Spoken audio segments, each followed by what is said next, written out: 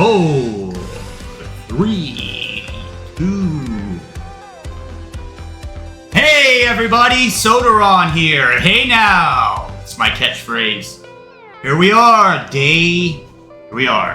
Just sit down here and be professional for a minute. Here we are, day 4 of the World Cup. Presenting League of Legends. Let me say that again. Here we are, day 4 of the inaugural Esports World Cup, the final day for League of Legends, or LOL Esports, which the casters and people at Riot Games and League of Legends don't say this very well, but it's the package, the name is LOL Esports, right? That's the package we're selling, and it's the game League of Legends. Now, they do a bad job of saying this and stating it all the time, but I try to be very picky on Twitter and point this out. It's LOL Esports. It's League of Legends LOL Esports. You have to get all that name in there, right? That's why I'm picky about putting it in my hashtag, and maybe I just need to put LOL. I don't know. I don't really know how the hashtag works. I just kind of set them up as triggers and ways to follow me and find me. So here we are at day 4. I'm sure there's a pre-game and everything on. I don't think the matches start till noon, but I went ahead and put the stream up. I started. One of my guiding lights keeps telling me one of the key things to this is being consistent. So I've been here consistently every day for 6 days now. Now tomorrow I'll fill you in on what Monday is on the Sodaron schedule in case you want to know if I'm streaming tomorrow or not. Let me go ahead and give you a heads up of my day and my life. Sundays are usually the days where I strip my bed, change my sheets out. You should do that once a week. Don't be a JD Harmeyer if you ever watched the Stern Show. If you don't know what I'm talking about, just read on the internet about JD's sheets, about how some guy got caught on that worked for the Howard Stern Show, got caught live on his show when they were asking him how often he changed his sheets, and he was like, I don't know, I don't ever change my sheets. So he went like 6 months, a year, 2 years that he doesn't change his sheets. So I don't want bed bugs, and I'm kind of an OCD, like, cleanly person, so oh, here we go. I forgot to put that up. I'm kind of a OCD type person when it comes to cleaning and stuff, so I like to change my sheets once a week. So I live in apartments, and I don't have a washer and dryer directly in my apartment. Now I could, but right now I don't. So there's a laundry room here where I live, but you gotta like share it with other people and all this, so I can't just go and do my laundry when I want where I live, is the point I'm saying. And it brings back to what I'm talking about a schedule, and having a schedule and streaming, etc. That Mondays for Sodaron are laundry days. So if Sodaron's gonna stream on Monday, it probably won't be till later on in the day, like afternoon or so, till he gets his laundry done. So I'm just giving you a heads up. If you want me to stream or be around tomorrow, it probably won't, since I've streamed for 6 days straight now, and I've done World Cup.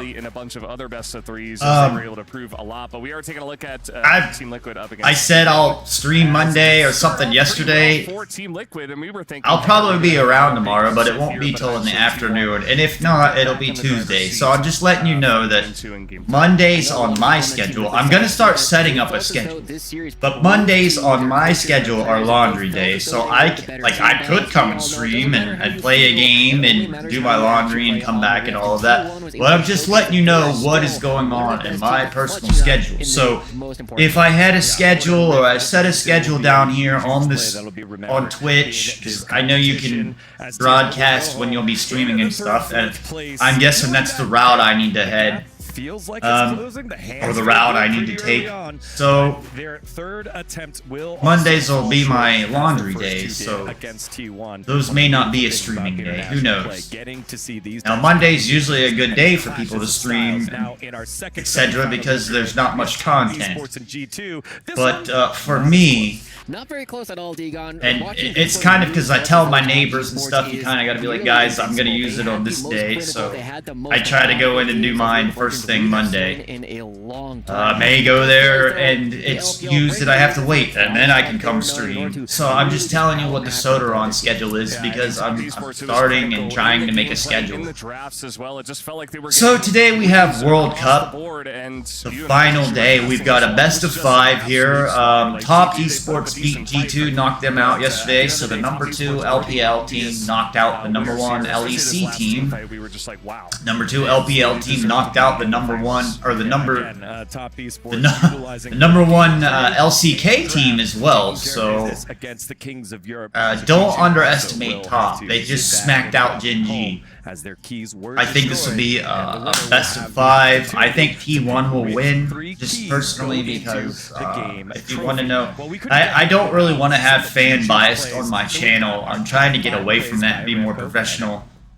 But the inner fan in me has been a T1 LCK fanboy since 2013, so, you know, and you think I'm a liar. Oh, Sodaron, you're a liar. Hold on, let me just put my money where my mouth is.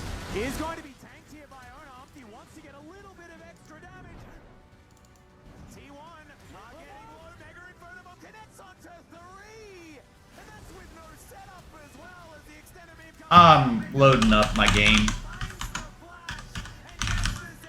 Oh, Sodaron, you're a liar. You just talk nonsense. No, He's basically an 80 carry himself. And here we got a Cassante in the backline, and that is never. I'm loading up my League of Legends client, but of course it wants to lag and not load. Finally take down that pesky Yordle that is Tristana. Top Esports will not stop there. They have this. Okay. Just put my money where my mouth is. Finally, Cream decides, okay. Oh look, I've got a Damn One skin, Twisted Fate of Showmaker. Oh look, I've got a Gen G flag on my account. Huh, imagine that. What else do I got? How do I get to my 2 series icons? littered with huge plays. You got to see the winning moment there by Okay, T1 and then- over TL. Again, kind of like a sigh of relief here. Oh look, I've got T1 ones ones too. One where they won Worlds. I didn't want to spend more money. And I think seeing all this just reminds everyone that it doesn't just take macro play, that we did see Team Liquid have. Oh look, great GAM teams early Esports. on. You also have to be great team fighters, and there's not a lot of teams that do it better than T1. Yeah, definitely. Well, again, Don't really like showing that list there. But anyways, back to World we Cup. have reactions in the game and out of the game, and bring you some of those great moments from out of the game. Our I should have changed it to T1 today. I don't feel like reloading the client. Alright, back to World Cup. Hey guys, get in here and chat. We got any chat? No, nobody's awake. You guys gotta wake up. I'm starting to see you kids don't even watch stuff live anymore. You watch it at your own pace, at your own time. So I'm the old man. I gotta get up here when you don't want to and do this for you. So here I am.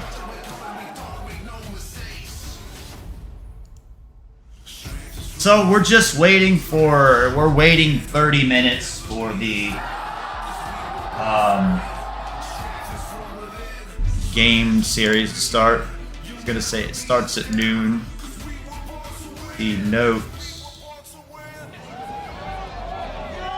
Diana. I watched some more LPL last night. There's GDG. You don't know what to do right now, guys. Go over here and watch this. Those were your Pepsi top reactions as the audience here and the atmosphere. I missed Nip versus LNG. I got a bunch of games. I was starting to watch the series last night. JDG versus WDG. I think JDG is the best team in LPL right now. Our holsters are truly custom, handcrafted for your precise gun model. Our holsters are always a perfect fit. Boom with his big long-range utility carries as They're well. doing weird. It was all Like about they're this. ahead of the I have to game, say, so they're pulling one of out the weird viewing stuff. teams coming into the group stage. Like Karma support. Consistently makes that work on a mechanical and team level. The Esports He's up World against Cup is a Tarzan. unique Tarzan's tournament and will have a very unique What trophy. is it? there was a We really got a good game. game. Oh, we got. Game trophies, The club I don't know how championship this game trophy turned out, and but it the looked totem. like Introducing the Sejuani key. was doing This okay at symbolizes Desira. participants' right to compete I didn't in get to Rio. see who won this Each game. team or player will receive a I think personalized like key WBG was doing consisting pretty of the well inner in this key game and when I the was outer watching. frame. I Winning was the like competition half guarantees asleep, you so a I don't remember if The champion's key WBG and they started playing it. Rula was saying that it feels like you're playing into Worlds the every lost day this when you're playing. game. physical block on display in Rio, serving as a progress I think bar we'll of the see Esports World Skarner Cup. today. The We'll totem see will Zyra, remain in Riyadh Tristana, as a Ezreal, chronicle of the Corki, Esports World Cup Sejuani. history. Probably see Those who get maybe eliminated Mordekaiser throughout the come out competition into must give Skarner. up their keys and see them crushed.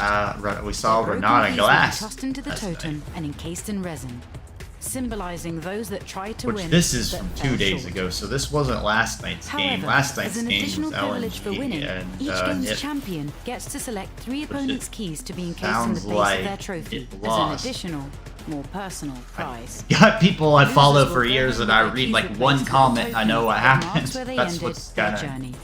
not fun. Witness history unfold. Anyways, at back to Esports World Cup.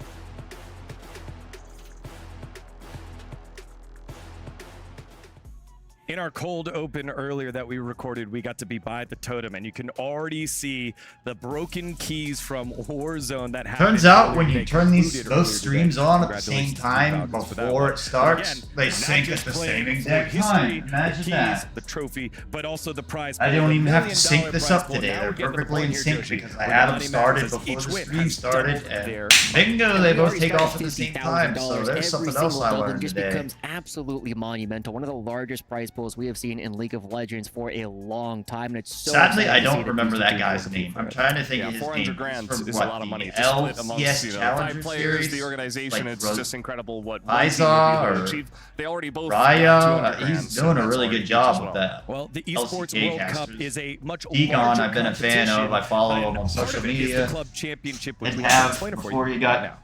famous with his LCK gig. He's worked really hard to get this.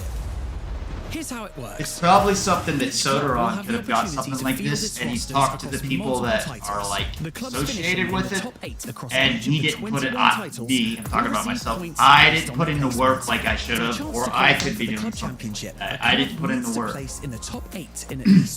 I got lazy, told myself I couldn't do it, and here now I'm a few years behind where I want to be in my life because I didn't do the work that I should. $20 million prize pool, with the first place team claiming the title of the first ever Esports. But anyways, we're waiting on World Cup. As well as receiving a I'm gonna walk away for a $7 minute. million in prize money. Part of the larger esports ecosystem here at the Esports World I didn't Cup. dress up today. I did my hair. Has their Now my hair place looks right now. professional As you see, today, T1 and which top hasn't. esports I both haven't done my hair for 3 100 days, so. points apiece. But Fnatic at 660, it's a clean shirt. Their quarterfinals placement in League of Legends, but I also kind of have like the teams white in motif multiple this different titles, weekend including because of Warzone, where we're in which is why you see Riyadh. Team Falcon so far And at the top, it's just and like to be considered the for whole the club team is championship, white. your And organization I'm needs sure to win it's at very least hot, one humid competition. there. It's Which is very what you see hot, there with humid Team where Falcon. I am right now. No, another one of the things you If need I to be told you what top the 8 in temperature at is, least you'd one tell me game, I'm and a luckily, wuss. every team in League of Legends It's 85. It's hot.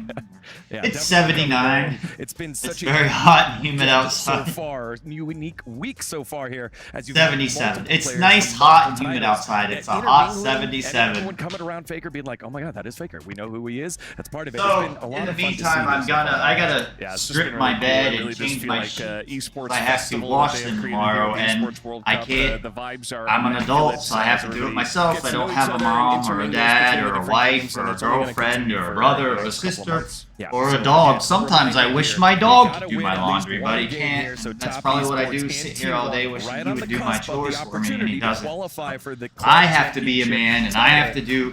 I have to do my dog's laundry. Can you imagine that? A grown man have to get up and wash his dog's blanket.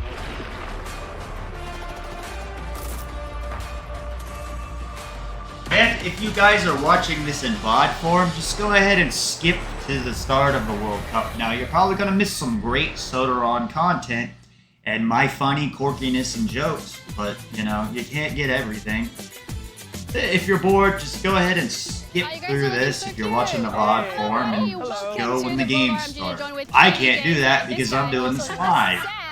Let's have a look around and see what's up. She doesn't remember your name. It's fine. I also noticed that. That's bad. Let's have a look around and see what's up.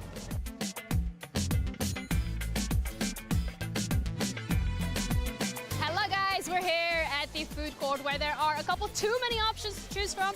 I'm really indecisive. I've been enjoying the local food, but I want to get your gist of what you would go for. Well, you can't see it because it's behind us, but there's a Cinnabon and a KFC. And I'm a gravy bowl lover and a Cinnabon connoisseur. What happened to local food? Yeah, they're local to right here at EWC. Yes and no. Yeah. I've already done too many midnight Shake Shack runs. I really want to try something local. I know. But the food at the hotel is So good. I know. It's such a problem. The talent team just has that thing. We got a message like Shake Shack. Yeah, right, Shake Shack. I don't want to try the local stuff.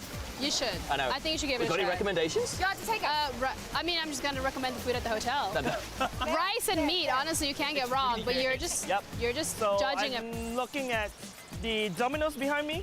I'm a sucker for this thing called classified chicken. I don't know, I love pizza, right? You know what, at the buffet that we have every single day, there's magluba. I think you guys should all try it. What is It's it? rice and meat, and it's usually like cooked. And then the skill is, you put the plate on top of the pan, and then you flip the whole meal. Now that is a skill. Okay. So, I'm gonna if have see you it, do try that it. because I can't. No. Don't film it, please. I Oh will break the no, plate. it's already laid out, so you don't Oh, have okay. to do it Got it. yourself. But that's what makes it so Seems special. dangerous. All right.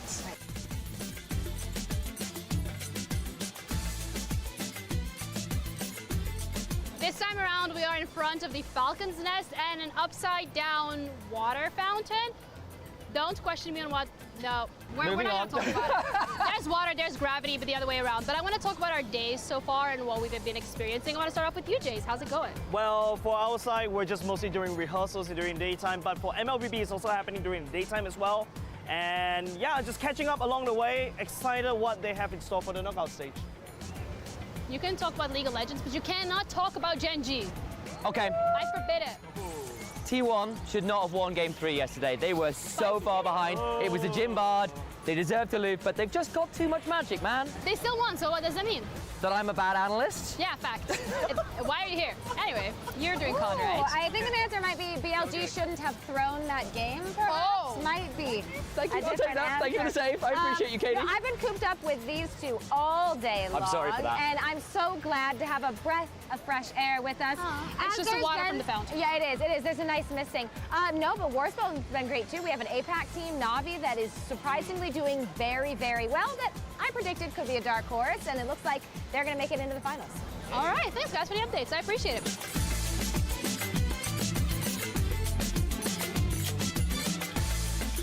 All right, everybody, we're back at the Kiria Arena. We're done with the Boulevard Walk. I hope you guys enjoyed it just as much as we did. Now we're gonna go catch some games.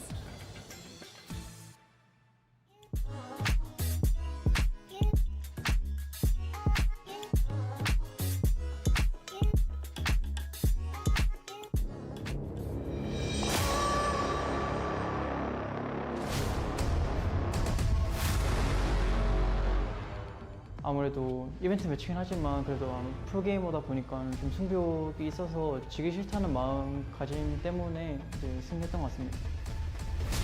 Season assist comes in on top of court, JJ, and then it's Ono that's out once again. APA torn apart at T1. That was absolutely gorgeous.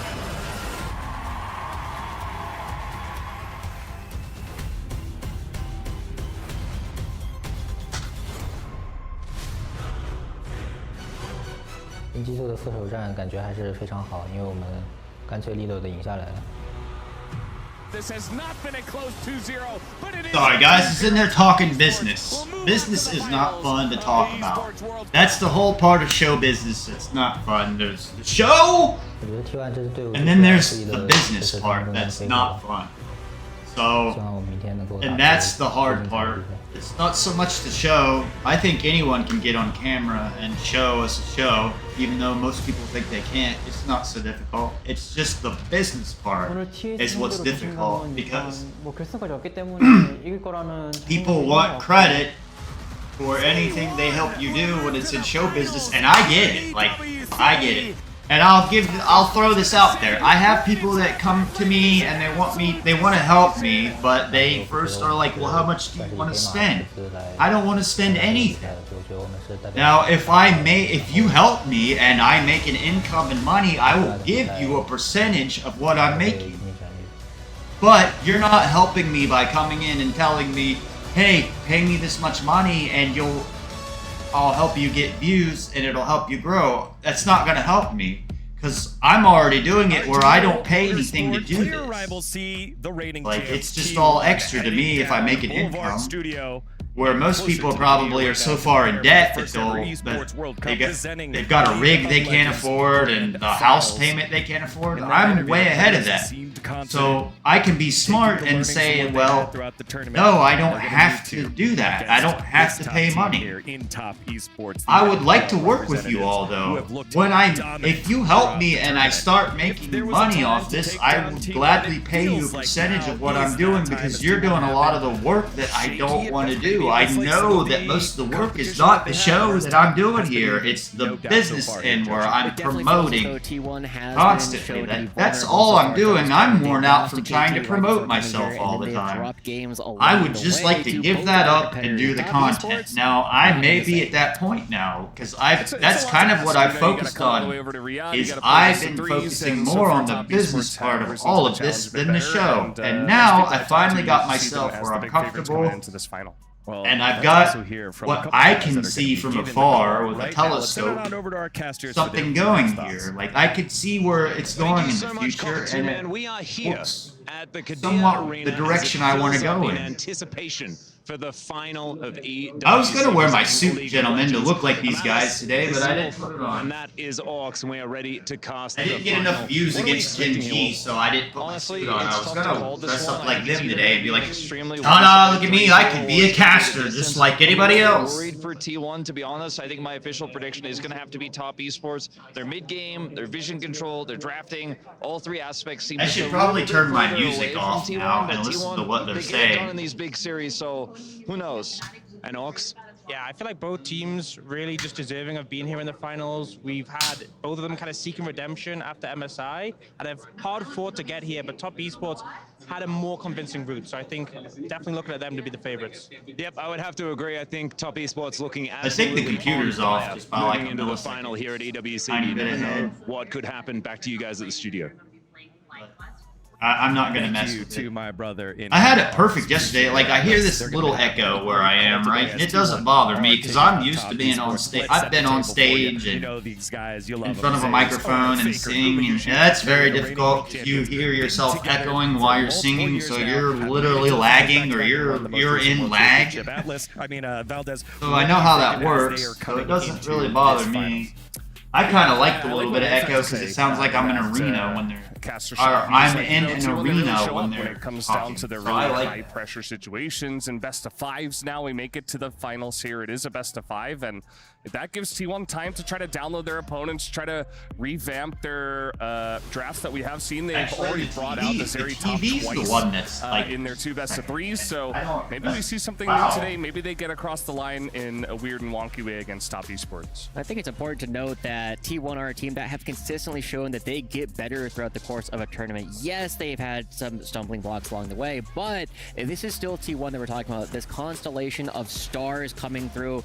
There's a reason why T1 and Faker have been considered not only the best player of all time, but the winningest team that we've ever seen.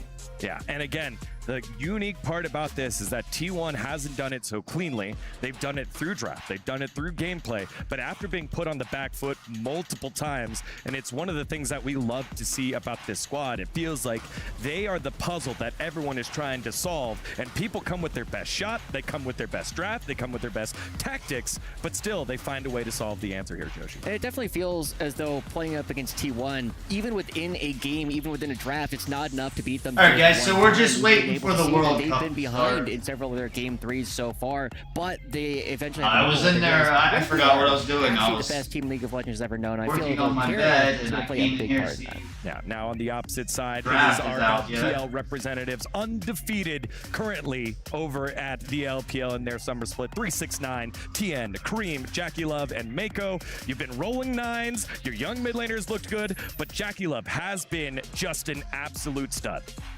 And watching Jackie Love once again, it's another player who has had such a long history of success over in the LPL. We've seen this guy go to international events over and over again. And while this event, we've seen one or two arcane shifts that are a bit ill-fated, most of them have been so good, and watching him clean up these team fights has been just a treat. Yeah, you know, you got to get them out of your system, right? You got to get those weird moments, those Jackie Love moments. Yeah, he might have one or two in the finals, we'll see. But, you know, I think as a whole, as a squad, as all 5 members, I think Top Esports are just playing their best game right now. Cream is incredible. Tien, maybe it's where this maybe I have the computer just a little bit. And I don't know, I mean, these guys just seem kind of unstoppable right now. I think everybody's had their moment to shine. 369 on the Kennen was kind of incredible to watch up against G2. And I feel like they've got when I go back and test it out and listen, because I go back and watch, I've went back, not through all of it, but I go back and watch my live stream. So I go back and watch what I said, and I could have done this different, or I are able to bring out to get better at my craft. Hey, we know you're going to be trying to play these carry jungles. What if we just didn't let you? Yeah, and I love the fact that when we're at this level of competition, we know that all the players have pretty large champion pools, but who's the one that's willing to play it in the face of a meta that maybe doesn't say Cassante, Skarner, Rumble? 369 is one of those players that's willing to do that. Same thing with the AP jungle meta right now with Tien. So it's going to be such you pick up my computer of wits and of who has the confidence to pull something out to surprise people here, Joshi. And I think the one player that I'm really looking at to see if you can make them a little bit uncomfortable in this one is going to be Cream. We have been saying that the Tristana coming out from Top Esports in the mid lane is just impossible for other teams to deal with. He is so good at identifying the moments where he can just go to a side lane and take your turrets. Well, right now we have standing by with Ginny Gumayushi, who's going to try and stop that run from Top Esports. Hi everyone, Ginny here, joined with Gumayushi from T1 ahead of their game in the grand finals here at the Esports World Cup presenting League of Legends against Top Esports. Appreciate you taking the time ahead of your game. All the players aren't even in the arena. When I talk about Top Esports particularly, it's the only team so far that has not lost a single game. How does that impact today's feelings? 일단은 경기 전 인터뷰에 응해 주셔서 정말 감사드리고요. 일단 첫 번째 질문은 아무래도 TS가 이번에 무패였다 보니까 좀 부담되는 상대가 되실 수도 있을 텐데 좀 기분이 어떠신가요? TS가 잘하는 팀들 상대로 또 무패 행진하는 거라서 TS가 좀 잘하는 팀이구나라는 생각이 들고요. 그래도 저희가 더 잘할 수 있다 생각해서 크게 Alright, I'm gonna finish making up my bed. Well, obviously they beat great teams with undefeated records, so they're formidable, I guess. But still, I think we can do better. When you're looking at TS particularly, they've been playing very aggressive in this tournament, and their drafts has been also pretty interesting with the heavy focus towards that top side. Is that going to change any approaches from the side of T1 coming into this? 이번에 TS가 또 이제 탑 쪽에 확실히 좀 구도를 바꾸는 좀 그런 이제 뱀픽을 좀 이렇게 해왔다 보니까 그래서 좀 그런 것들이 아무래도 TS전에 있어서 좀 부담되실 수도 있을 텐데 좀 그런 전략적인 부분에서 좀 어떻게 좀 극복을 하실 생각이신지 궁금합니다. 뭐 저희가 쓸 수 있는 전략이 더 많다고 생각해서 저희 오늘 준비한 전략이 잘 먹힐 거라고 생각합니다. For strategically, I think we have more options than them. We have prepared a lot, so I think we have the upper hand. All right, that's good to know. Talking about the preparation, though, talking about being on that final stage, you're going to be playing a best of 5. Any words that you want to share with your competition ahead of that? 이제 그래도 이제 오전제에서 굉장히 승률이 좋으신 만큼 그 오전제의 그 자신감을 좀 표출하고 싶으실 텐데 어떻게 말씀을 좀 해주실까요? 늦은 경기에 하는 경기라서 길게 가고 싶지는 않고요. 3대 0으로 이기도록 하겠습니다. Well, it starts late, so I don't want to drag it any longer. So we're gonna just 3-0 him. All right, well, thank you so much for the interview. I appreciate it. Thank you, Maddox, as well. 80, back to you guys. Thank you very much, Ginny and Maddox, also a fellow birthday boy. Gumayushi, that is confident from the world champ. That is more trash talk than I think I've ever seen from an LCK player ever. Just saying like, hey, we're going to 3-0 them so you guys can go home earlier is probably more confidence we ever see. Yeah, I mean, I don't know if that's really going to happen, but I like the confidence as you're saying. I mean, I think if T1 do win this, it's going to go late. So maybe, unfortunately, for Guma, he's going to have to wait until the later hours of the night. Well, for you at home, we want to know what you think. Head on over to STC Play for the STC Play predictions, stcplay.gg, to make your predictions known. And again, a nice little thing that Jenny just threw out there was that it is a best of 5. Our first best of 5 of the tournament, and what we're used to. Now let's hear from the other side. We've got Kitty standing by with mid laner for Top Esports, Cream. Hi everyone, this is Kitty for the pre-match interview between T1 and Top Esports. By my side is the mid laner of Top Esports. So, I wanted to ask for my first question, because you've had such an eye-catching performance throughout the entire EWC tournament, what adjustments did you make from MSI till now? 所以其实整个比赛的调整对你来说是非常的亮眼的，所以从 MSI 到现在，你做出了怎样的改应呢？MSI 到现在我最大的改变，我觉得就是我更冷静了吧。我觉得我个人。So I feel like from MSI till now, I've played a lot calmer, and I believe you've said earlier that they also worked on teamwork. So for my second question is that this is going to be the first time that T1 versus Top Esports, and for you to lane against Faker. So what do you think of Faker as a player? 所以这也是你们第一次跟 T1 在国际赛事上面交手，尤其是跟 Faker 对线，所以你对 Faker 选手有什么看法？我觉得他是一名很厉害的选手。I think he's a very strong opponent, and I'll try my best. 然后最后一个问题就是 for my last question, I'm going to ask about how he feels being on his first international finals at the EWC. 这也是你第一次打进国际赛事的决赛，所以你对于跟粉丝们可以分享一下你现在的心情吗？还是挺激动的吧。I feel very excited. 好的，谢谢 Cream 选手，我们在台上见。Thank you so much. Thank you very much, Kitty. Cream, all about the business here as we head on over to our grand finals. Love that there. Again, thank you very much, Kitty, for that. We asked you at home to vote, and it's a 75 to 25% vote here for T1. As much as the fans have shown on up, it's time for our experts to predict who you got here in our grand finals of the first ever Esports World Cup presenting League of Legends. With how dominant Top Esports have been so far throughout this tournament and domestically, I think it would be a mistake to do anything other than predict that they will find yet another win today. However, I've heard a lot of people saying 3-0. I'm very confident that T1 will clutch up at least one of them, so I'm looking at a Top Esports 3-1. I'll say 3-2 for Top Esports. I think Top Esports definitely in this tournament at EWC, they are the stronger team. T1 rather have struggled against teams such as Team Liquid and even BLG, which is a strong opponent, but at the same time, Top has just been much cleaner, much better at the League of Legends so far. Yeah, one of the great things that we love about competition, we've had all the conversations, we've had talk about strength of schedule. Now we get to put the conversation aside, and it's only the battle on to the Rift. T1 versus Top Esports, your grand final here at the first ever Esports World Cup presenting League of Legends. It's going to be one heck of a matchup here. Going to be a lot of fun between both these squads. Let's make sure that we enjoy it. Let's send it on over to the Kadia Arena for the opening ceremony worthy of the Esports World Cup. And to do that, we have Kangas and Fancy standing by. Y'all, buckle up and enjoy it. The grand finals of the first ever Esports World Cup presenting League of Legends starts right now. Hey now, everybody! At least we're synced up.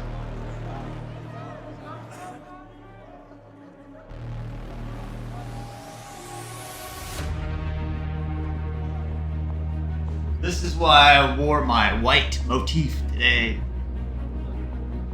Keep in line with Riyadh and where they are.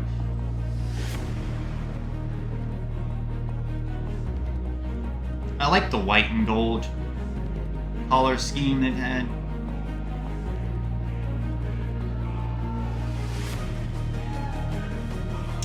Well, we're just waiting for the players to come out. I'm not really into this AR stuff. Hey now, buddy's asleep.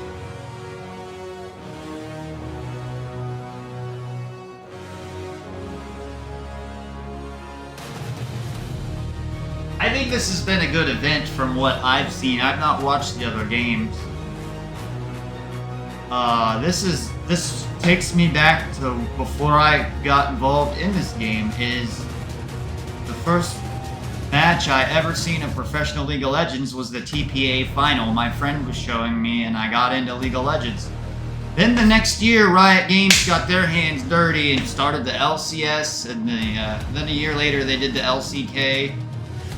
Boy, that was frustrating. There's a lot of anger and frustration now that I think back to when Riot came in and changed OGN to the LCK. They just took a really awesome franchise and blew it up.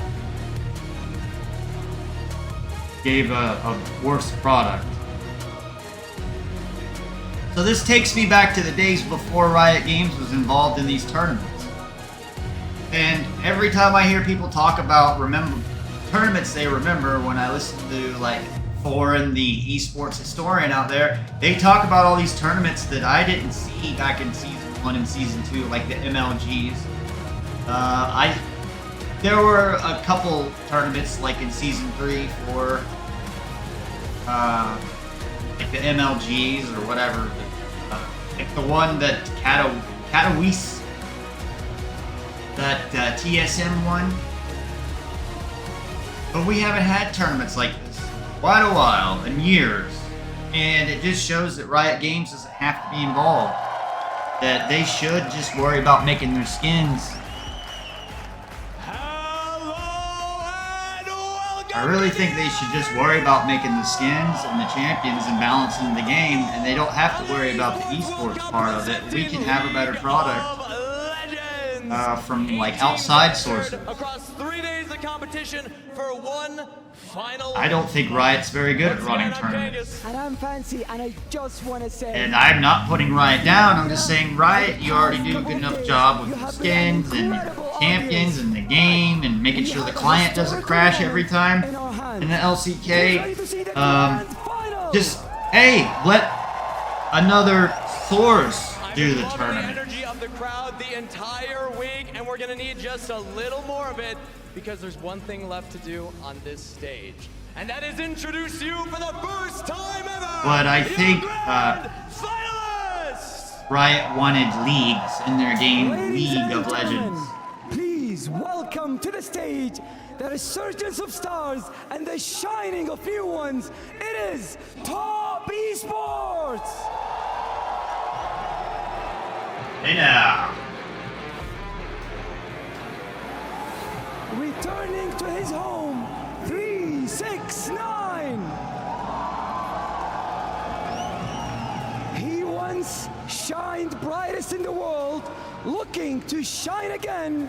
It is Tian.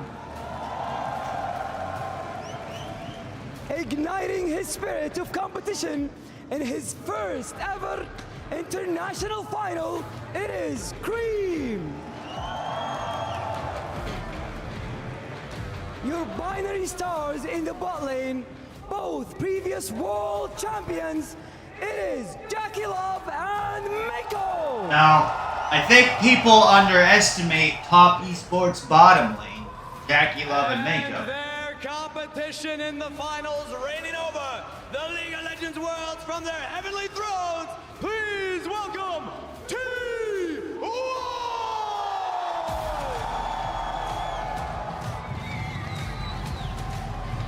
Introducing the meta breaker, raining thunder on the top lane, Zeus! Orbiting his lanes with meteoric impact, Honor! Eyes to the heavens as he dances in the bot lane, Guma Yoshi! Born under a Carry star and destined for greatness, Carrier!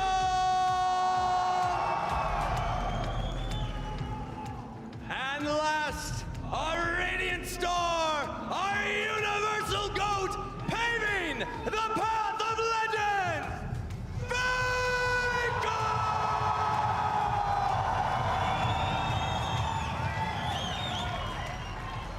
Give it up one more time, Giddy Arena, for your first ever grand finalist, Top Esports and T1!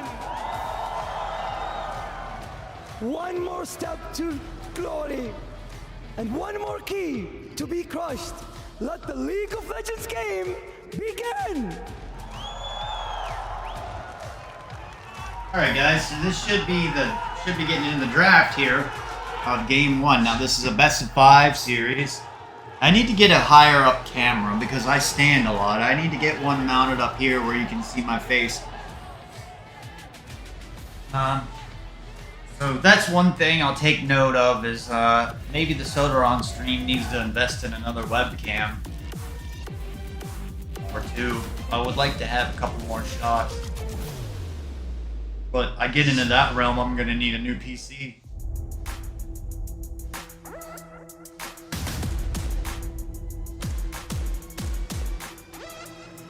And I look at my views right now and I'm like, do I really need a new rig? Guess we're just gonna keep streaming more right now. Some T-Tours for that opening ceremony. I don't think investing Thank you to our $3,000 in a of new the rig stage, is gonna Kangas and give me Fancy more for views. that opening ceremony. As our teams I would like are to have seated another and camera. ready to go. I do We stand already up a know lot. that one I of the can guys talk on to the top camera esports that way. is all business in I don't green, like to sit short all the answers time. That's and looking some to of the make problem short with work this. of the reigning champs here. And he's got a I lot of can sit confidence and to back grind it the up, game. right? Those are the kind of answers that you can only give if you are super confident in what you're going to be doing. And Cream has had the success so far at this event to back it up. Yeah, it's pretty interesting. I feel like both teams are very confident coming into this one. Yes, T1's road has been a little bit bumpier, but you know, I'm still here, guys. It's a team that Chat. in the past T1 Soda should stream. expect to be the favorites themselves. So should make Here for a on great day back and forth 4. and fun best of 5. All right, Day for 4 the of stars this. on the So we call have the for finals, grand and we finals. can Let's get send it this on over to our tournament TriCast. over. So let me turn around and Alice, take my and notes here of Ox. this draft. Thank you so much, Cockatoo Man. I was up last night We till are 1 in here the morning. for the draft for notes, game number 1. stuff, We're wasting absolutely no draft. time. Side selection going over to Top Esports. They will choose the blue side here to start us off. And already some bans to come through as the Sejuani taken away from owner, understandably. Gentlemen, any pre-thoughts before we get into breaking down this draft? I mean, I think we've really talked about it so much already. Okay, It's a so tough finals to top call, but on most the people are calling Top Esports blue the side, which favorites. T1 Now, let's seems head into to this draft favor the red because Talia side. is gone, Azir is gone, Faker's been a little bit targeted here. The global impact his Talia has made across this year is massive, but Tristana, you take away the Rumble, you take away the Leona, that one's going to make it through. I feel like this is kind of forcing the core team response to come out from T1. If you start hammering away those other mids that have your lower priority than Tristan on the core team, definitely feels like Top Esports, who chose blue side after winning the coin toss, are trying to target the pools of T1, whereas for T1, you know, the center and Rumble have just been standard bans. Yeah, well, we've got the quality answer to the Tristan. We haven't necessarily liked all that much, but the Zyra will come in. This has seen so many bans, and honestly, when it does get through, it's been pretty terrifying. As speaking of terrifying, for either side, the Nidalee is being considered here by Tien, and we'll see whether he does actually lock that one away. It does not inspire confidence in me, and he's going to switch over to Ezreal. I really prefer this Ezreal pick, especially because it's one of the most winning lanes right now that also scales in this meta, and if you take that away from the Zyra lane, take he is Ashe quite away strong. from Ashe area. here, an incredible pickup as well in terms of controlling that bottom lane, taking that power away from owner there. And even something like an Ivern could be considered here from Tien. It's been so powerful. The LPL teams have utilized this pick to great efficacy so far. I feel like as well, I've talked Zyra about have the those Ashe, picks. it's so easy to set up that pick Probably potential. going on my Think all the way list. back to when Zyra Another was one of around the AP support and we had Rox Tigers bringing out the Ashe MF, but the Ashe being the one who can sort of lead that pick potential. They're going to go for the Recton here, securing a pick for 369. So now T1, you know, if they want to respond to that top lane pick, maybe pick up someone like the Xante, they can. If they want to respond to the AD carry pick, alternatively, maybe taking the Ezreal themselves. They can only do one, though, before we go into the next round of bans. Yeah, the other school of thought is picking up the Zeri. They can continue to flex that if they would like to, although I don't know whether the Zeri-Renekton matchup goes quite as well as the Cassante variety. And speaking of which, it's going to be an all-Shurima topside, as the Cassante will be locked in. So, second round of bans is now upon us, and we'll see what is going to get targeted. Yeah, well, this is really interesting to prioritize the Cassante here. Means that they definitely feel like there's some possibility for some shenanigans to go down. Cassante can be that raw in the versus top lane, can 4, deal lane spawns pretty well, but you managed are to going to stay lose alive out for 30 on that 45 Ezreal pick. seconds. Ezreal, relatively scary to pick into an Ashe lane. They took away the Leona at least, but I'm curious to see what Top Esports' read is going to be, because I think the Zeri is a much safer pick, can do a lot more in team fights later on, has a lot more ability to escape from the Renekton, as the Ezreal will be banned right away, so they're taking that one off the board. I'm just also interested to see what T1 do with the red side counter pick, because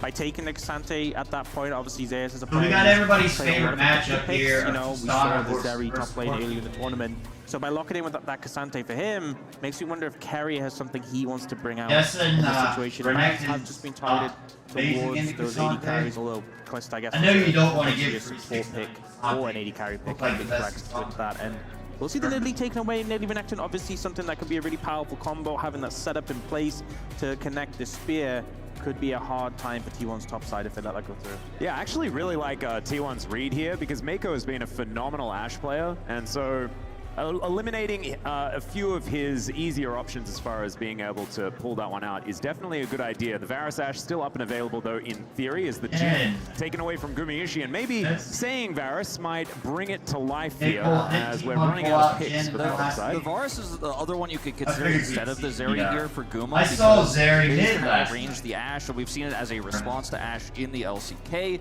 But the Zeri, I think, just does a lot more, a lot safer when we get to the late game. There's too many threats. You can blow up a Varus so easily with Ashe, Renekton, and some other Wolf threats talked that we about often this see a couple coming days through ago. here. How At the other Gumayushi side of is things here said now, talk Zeri to is both shown that that they're carrier practicing pick Zeri. feels like we're probably going to end up Thought he seeing a was really block bad on here. Zeri. Like this denial quite a bit, also then, like, empowers Zeus the lane pulled out heavily here Zeri for the Top other Esports. day, Such a were great weird read. because they And it got also flexed means that they can top freely pick up the brand and not have to worry about the door getting in the way or anything like like this that. game I we are also don't definitely mind it gonna here because, of see course, who you're not plays worried there. about the Vi, because the whole top side of the map will then be physical damage on the side of Top Esports. So I think the Zeri pick is feeling a little bit safer than it otherwise would be.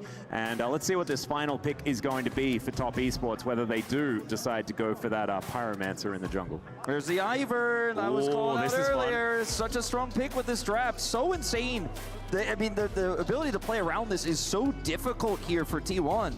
Yeah, I mean, it's such a good CC setup. You know, you land the... Ivern is the AP counter when you're played in the carries to stack it. It is obviously junglers like pretty heavy Zyra, AD Brand, composition, but a lot of range as Scott, well between the Tristana and the Ashe. They will Diane, outrange the Lily. carries on the opposite side, and they've just been shown to scale so exceptionally. The don't Tristana with the know Ivern how he in does particular. Diane. This Bard pick does Diane make is sense for the also laning phase, and we've seen already But- what Carrier could do with this in the series I against figured BLG. He was able to bring that game back. And what part of why I don't know, I have to go T1 in and the test first these place in things out. this finals, I have to lean towards There's Top the Esports OP draft red here. side So many bars. engaged threats. The brush setups for neutral, where Where LPL teams in this T1 tournament had thinks incredible vision control, and playing T1 a has big struggled game around those is big there, game objectives. Bard. The lack of hard engagement side, from T1 really makes get me in and out worried of too. the When wall you're of fighting Barons. blind, there's engaged Very threats for strong the on red Zeri. side. Not Taking as much over on those blue. dragons and Barons later on becomes such a challenge. Yeah, I feel like we saw Carrier kind of have a masterclass on the I bar when think he had to be the one Bard leading really- engages, but then there's it was something the about on the protecting Jhin. the And that Baron, sort of being piece able to together get where in you and out open the up the Baron, bottle, you back have the on follow up the with the red ballers, you have the side. Jhin ult over the top of the team fight. They don't OP have that as on much red. in the situation, and I think they might struggle to On get OP onto that pick, back but when line you of Top Esports. And if they don't, talk about blue they or are red, just going to have a rough time. red side. Well, coaches, gonna fist bump here as we get ready to hop onto the Rift for game number 1. I see Tristana and I see that's probably going to win. That's I keep it relatively simple in my mind. Top Esports probably coming out ahead when it comes to this draft, but T1 have been incredibly creative with what they've got done, and they are desperate to protect their key, as we can see. And the trophy is right there. It's right there, Right sitting there. in front of them. So They we're can live see it. viewing And those. this is going to be huge in game number 1. But first, we've got an interview Kitty waiting alongside. Could always go back and VOD review these. Hi These are everyone, just by the my first side glance is the at. Top Esports Live coach, analysis. Malachi. I wanted to ask about your draft with the Ivern and Tristana priority for this game. If you one. want, 我想问一下你们前 leave 期 some 选择 comments, 后 whatever. We can go 是 back and look 这 at 个 these. 中 Or 野 I may go back 成 and 绩打 rewatch 成 these. 效果呢？其实小炮跟小菊这个中野的话是后面比较厉害的，然后因为他们抢了前面比较强的杰拉嘛，然后通常来说打杰拉的话，我觉得选到后期打团比他更强的打野组合会好一点。其次，因为我们选了寒冰加小炮的双射手，所以说我觉得的话就是小菊会好一点。Well, I think Tristana and Ivern as a duo is still towards the late game, and they do scale very well, especially when T1 picks Zyra, which is going to be a very powerful pick towards the later stage of the game. Coach says Ivern and Tristana we have together double well. AD carries. It will work really well with the Ivern. 那么好了，这是第一把对阵 T1，然后他们也是一个比较会打后期团战的一个阵容。那么这次应对 T1，你们有做什么特殊的准备吗？其实从 BP 上也能看得到吧，就是我们跟他们中路的英雄，可能属性是不一样的，所以我们会尽量想着搬掉就是对手中单比较擅长的那种传统法师，然后去尽量打到就是中单 AD 的对局。To verse T1, which is a very good team where they can spike towards the later stage of the game, we wanted to ban off the mid lane champions like the Azir, where Faker is very proficient on this champion, and hopefully we get to face them in the later stages of the game. 谢谢 Maokai. Thank you very much, Kitty, and great to hear some insights from Maokai before we jump onto the Rift for game Looks number like there's one. a pause I right think now, that we so go unanimously figure. It agree. looks like the In client the late was game, the crashed. Ivern and Tristana will be utterly terrifying. And we are so very close to seeing whether it is going to work out. And that expedition towards the late game is going to be the real story here as the Kadir... Oh, here we go. There wasn't a pause, or at least they got through it without us knowing. Of the finals for the Esports World Cup presenting Here we League go, of game Legends. one. Let's see who's going to be able to take that trophy with them and who's going to witness the last key being destroyed for the League of Legends competition. It's a lot of tension going into this first game. And one thing to keep in mind as we head into this very first early game, the level one's, you know, just a bit of a 5-point Try to watch start them here. miss. The Ivern will be out-cleared by the Zyra early. She will get a farm lead. The Ivern will not be I'm able to noticing that I'm take probably the better time off to actually watching capture on his this. camps and get that money. And that is where Owner is going to have to utilize that small advantage. When you already have this Renekton top side here, I do feel like top esports have a lot of power to control those early grubs. So that's what I really have my eye on in this game. The question is Faker going to get his famous ward in on their Raptors at around a minute 25 seconds? Does not match right now, really, in any way. So I think that's going to be went back and got a Zeus taking some sweeper early win. damage as well. That's the power level on Renekton. Yeah, just That must 369 have walking been in where down Faker there. got his ward. Gonna throw a cosmic binding in. Not too much else going to happen as 369. So that's kind of is weird. going to Faker just doesn't get even have from a the ward brush. now. He got a I mean, he sweeper. does step on the plants as well. That could really delay the start, but he might have to, yeah, get himself out of here. That I don't know. I've discussed and looked at that on my stream. I don't know if it's even worth going in and get. You can take out one of Zyra's plants, leaving her 2 plants to farm the first camp, but it really doesn't hurt her at all. So it may not even be worth going over there. It does drastically slow down Owner's clear. I mean, yeah, I see why 369 did that, try to put him behind. But I'm just saying, I don't know if there's a value in that or not. He took a lot of damage. Starts off at almost 2 minutes in, very, very early.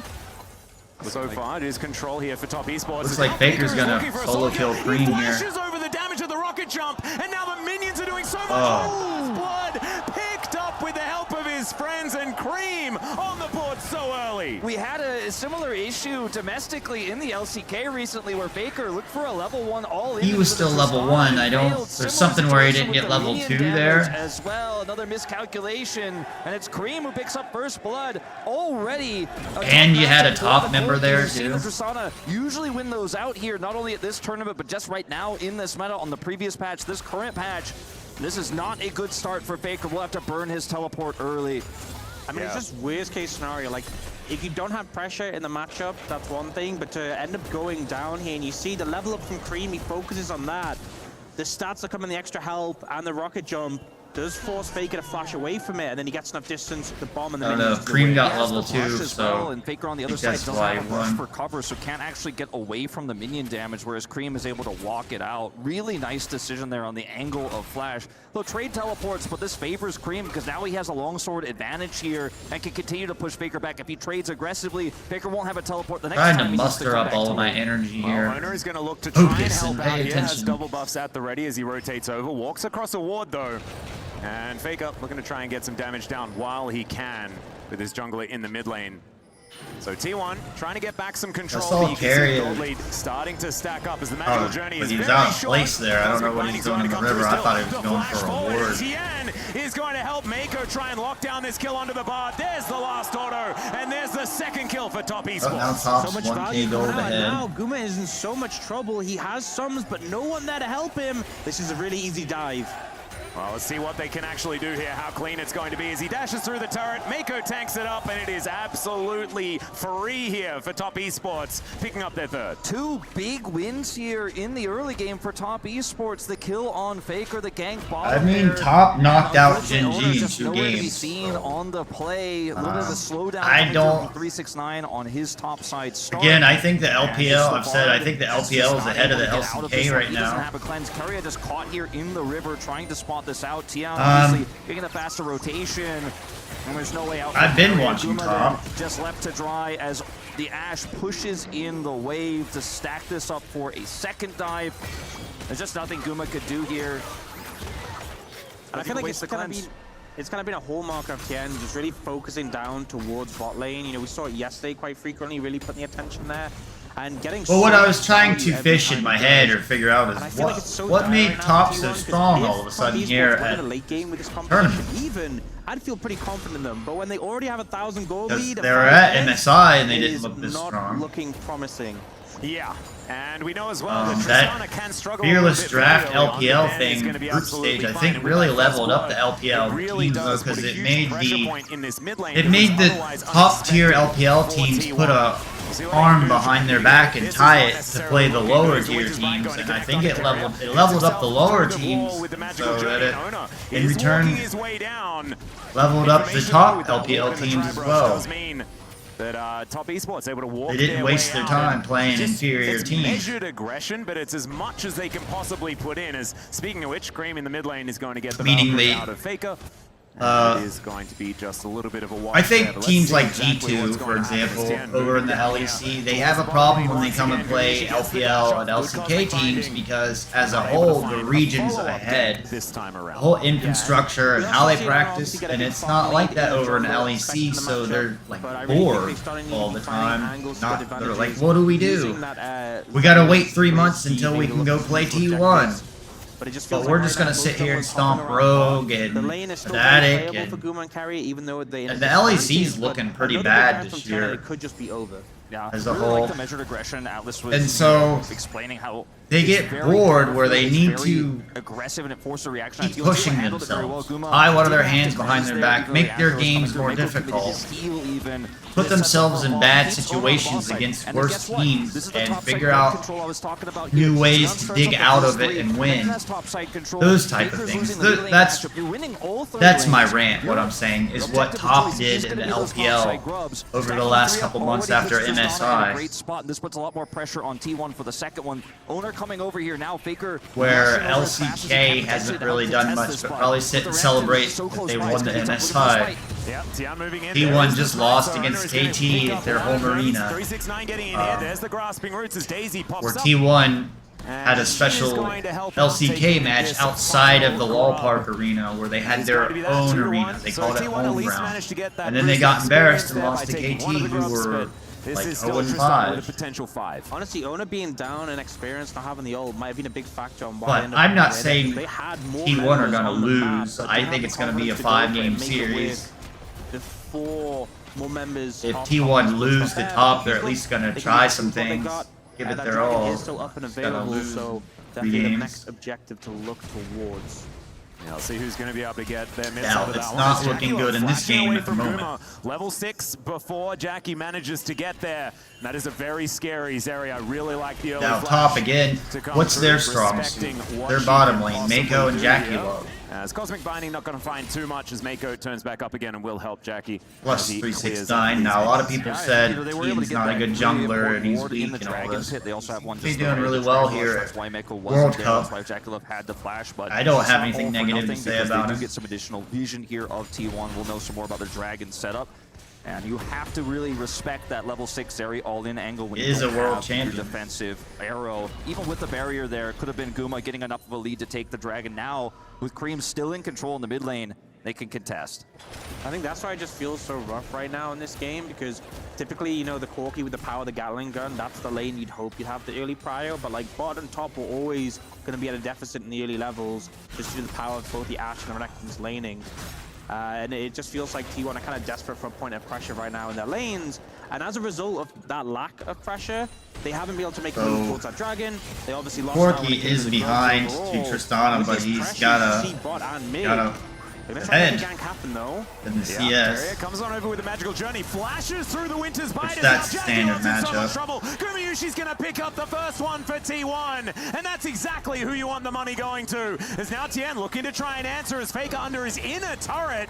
That's a very optimistic gank, but they're still going to get so much free time with this outer. They want to get something out of it. Unfortunately, Daisy not going to have the same explosive impact. I don't know why these teams haven't messed with trying to take the dragon yet. Owner is going to turn up, though. They do manage to get the plants out as Cream. He's slowed down, but he's out of turret range, and that is going to be the successful kill under Faker. I want T1 taking the dragon off the map at 5 minutes. He's going to be absolutely fine, and Top Esports still come out ahead.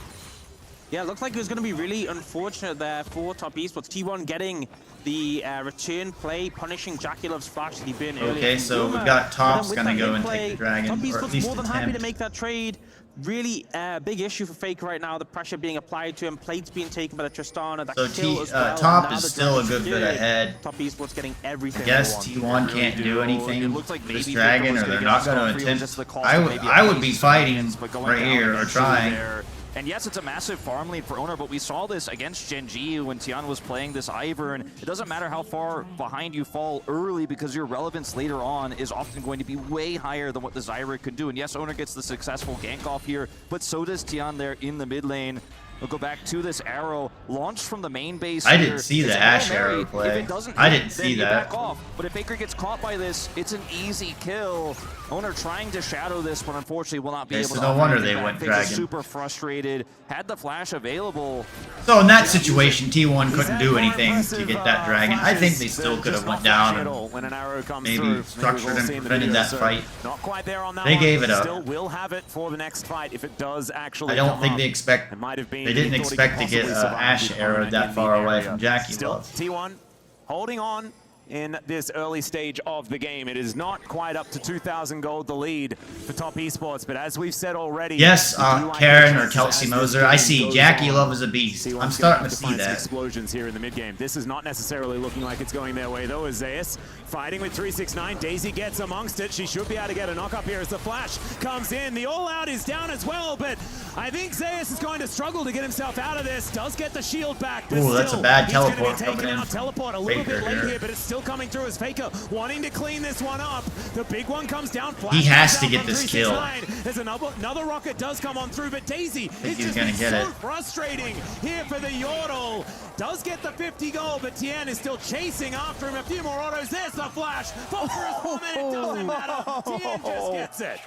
Man, the power So of there Daisy is in definitely skirmish some is just so miscommunication here in frustrating to this deal first with. game with Constant T1. damage, blocking your They're abilities. trying to make 369 plays. managed to Baker survive and get away. knew he It's had red, to make that but and the red come just back. falls down, and yeah, red is mid lane is doomed as well. 2 turrets, 2 teleports, a kill in the top lane, and Daisy helps get it done. And guess what? They're also going to get the Void Grubs. They have full control over the map. 5 grubs to this Tristana, who's that side lane threat. Nothing is T1-sided in this game as Zeus tries to pull him in with the all-out, but just ends up getting chunked down. 369, so much damage output, and then Faker coming in with a late teleport here. It's so late that 369 can then flash this, and look at Tian getting the root here, allowing 369 to get out, even giving the brush just in case. He's got those empowered autos coming through as well with this brush, and Faker just doesn't have the damage. See you later. All I got to say to my stream is I need to get Ivern. And just auto to death as he's like prancing about. But yeah, I mean, it's such a rough spot to be in. The Corki really falling behind, and I never bought him because you didn't see him in pro play for a very long time. In the late game, His- you already have the Moonstone coming. I know how to for Tian, and play him, or Faker I've messed jumping with up him. 4 stacks in the Dark Seal. He's already going to have so much Jungle value Kid is in just so skirmishes, different. particularly when you are I like him playing because he's T1. like a You know, support if you're trying to play jungler. around the pick potential of the Bard potentially, you're going to have a really hard time cutting through those shields already. Yeah, it's looking real dicey. Zeus up here fighting with But he might do really well for me because I like to play supportive as the jungle. minion wave is going to be shoved in, and I may Zeus knows that he's write not gonna that be able down to as that's force the that turret. next jungler I get and Shining play lights as here for Ivern. T1. Gumayushi, the fact that he was able to grab that only kill that T1 had picked up, also some plate gold going his way. And I think Ono with the extra damage potential could be an avenue in some of these fights if the tempered fates are good, because they can really disrupt, allow that Zeri to start to get going, and maybe that's the opportunity. The thing is, I don't know whether they're ever going to get to team fights. You're exactly right, Wolf. Like, he's just destroying all these turrets. It's a second turret. He picked up so many plates. He just cashed out a Cole. He's got unlimited money. Now Zeus is going to get caught out. So this is looking very bad for T1. Isolated here. Faker has to come over. Yeah, they have to get this kill on 369 bottom. And Jackie Love just threw in an awesome ult there. That's two he's hit from really far away. Still able to keep pushing forward, but that is damage done. And T1 are going to still try and trade, right? Because they lost an inner turret on the top side. They are priced into this, but they're going to run out of minions. And now 369's going for it. Oh no! Lens comes in. He gets cut up. It is going to be the turret falling, but was it worth it? I don't think so. Faking out desperately, trying to defend this inner, but that one's going to fall at the same time. And boys, I think we can call this one. I think this one's donezo. It's such a rough trade for T1. It looked like they were just going to trade those low health Tier 1 towers. Top Esports gets so much more though. This team is so fantastic at finding ways to break Tier 2s. They aggress the enemy jungle. So red. I mean, yes, that was a given. Looking at the wards that T1 have. The fact the arrow snipes owner from Jackie Love. You know, we've got a 3K, or I mean 6K gold lead here now at the top. Takes down Guma. I was looking at all the wards that T1 put down. The fact that he had I don't think T1's coming back in this game. Just absolutely insane. We're gonna have a look at a one. They've made too many mistakes already. Jackie Love just notices the Faker knows that. Faker made after the first mistake Faker made, but then the one where he went up top and teleported. Such a disaster for T1. When Zeus was already dead, and then he did all that damage. Like he should have got a kill there. Opposition is on 2.5, looking to get a third. Or could have, but he did all the damage on Tien and 369, so it spread the damage up and he didn't get a kill. Top Esports just getting and now Top's taking the second dragon. I mean, it's really looking bad for T1. I didn't think it was going to be this one-sided with it. Again, I harp and harp on it. You want the dragon. 16 minutes. Yeah, I mean, they've just completely... That's why, like, if I'm coaching or have a team, our plan is to take the dragon in 5 minutes, guys. We're gonna rotate around and be ready for it. And the Crocodile, like Or you plan said, it. doesn't have a lot of minions to contend with, but there is Shelly that's going to pop her way in. An arrow is going to sail by as the magical journey is going to be there. Carrier gets his way out with the magical journey, but meanwhile, on the other side of the map, Zeus is getting the same treatment. He does have access to his all-out as Tien looks to try and got Tien. the kill in the one. Zeus, that is. The man still got it as he dashes over the wall. Still, Cream's got a rocket jump. He'll be able to follow it up. But a one. Boy, I love Carrot. I bet Carrot Bozers loving this. It's going a lot better for T1 now. On the back of that, they should be able to get this tier 2 in the top lane. They got to tier 1. They answered back with a kill on the bot lane. So it's something. For Kelsey. Still at a huge I bet she's loving this Yeah, game. nitpick, you know, I guess Cream could have maybe tried to bust her shot there, but it's tough into Gasante with his unstoppable. Doesn't end up saving his ally there. But If you don't know who she is, she's somebody that's been in the League of Legends scene for however many years it's been going now, and she's a huge LPL fan and been talking about Jackie Love for years and 369 and Mako and Tien. Into this game, it's gonna be very difficult to deal with So, this Gasante. So that gold, I'm sure this is a dream for her. Baker is so far behind. We really need to see him get some gold. He needs to get some gold injection here in a team fight. Perhaps picking up a kill or two could really help him catch up because. And that's life. Your team, who you want, can't win Secondary everything. AD carry, the bot AD carry, it's the mid AD It's carry. fun to let somebody else have their day. Towards is supreme late game. That's a big Like problem. me, I like T1. Not so much ever since they got sold to an American company and they're American fans, but you know, the money would probably be better going to top than it would T1. Baker's already got a big building and everything. And the arrow is going to connect once again. But it's nice for somebody else to get their day, is all I'm saying. You can live off the satisfaction in your day that somebody else is happy. It's their day, not yours. And you can accept that. Live with it. Feels good. So T1, so I'm saying, if T1 don't win today and Top win, there's a big LPL fan that's gonna love this and be happy out there. So I could sit here and be happy for her today. There's just an example. T1 really need to win another tournament. So small, the victories, so little T1 gets back here as the inhibitors threaten pre-20 here. You know, we all know the freak principle, but I think in this case, TS will be happy to take it. And I mean, T1 trying to collapse in here. The angles, the margins are so thin because JackeyLove could just toss out his arrows, slow everybody down, allow the retreat. They can put up brushes, and then T1 once again fighting blind. Look at how many wards T1 have to put up just in their own jungle to see where Top Esports are. I also don't talk a lot when I like some of the commentary, or I don't talk because I like what the casters are saying, or I want you to hear what the casters are saying. And Wolf is one that gives very good analysis that I always agree with. It's always so strong, but particularly here where you are ranging your opponents, it's just going to make it impossible. And T1, you know, they've started to find little ways to get advantages in return. This is an example of one of them where 369 just isn't quite able to stick on Faker long enough. Obviously gets his burst off here, but then Faker able to use his flash pretty effectively over the wall, and then Zeus comes in for some really clutch peel. Got close at the end, to be honest, but not quite able to find it. But yeah, these are small victories still, and the problem those is are steps still that there T1's of coming Esports. back. Massive lead.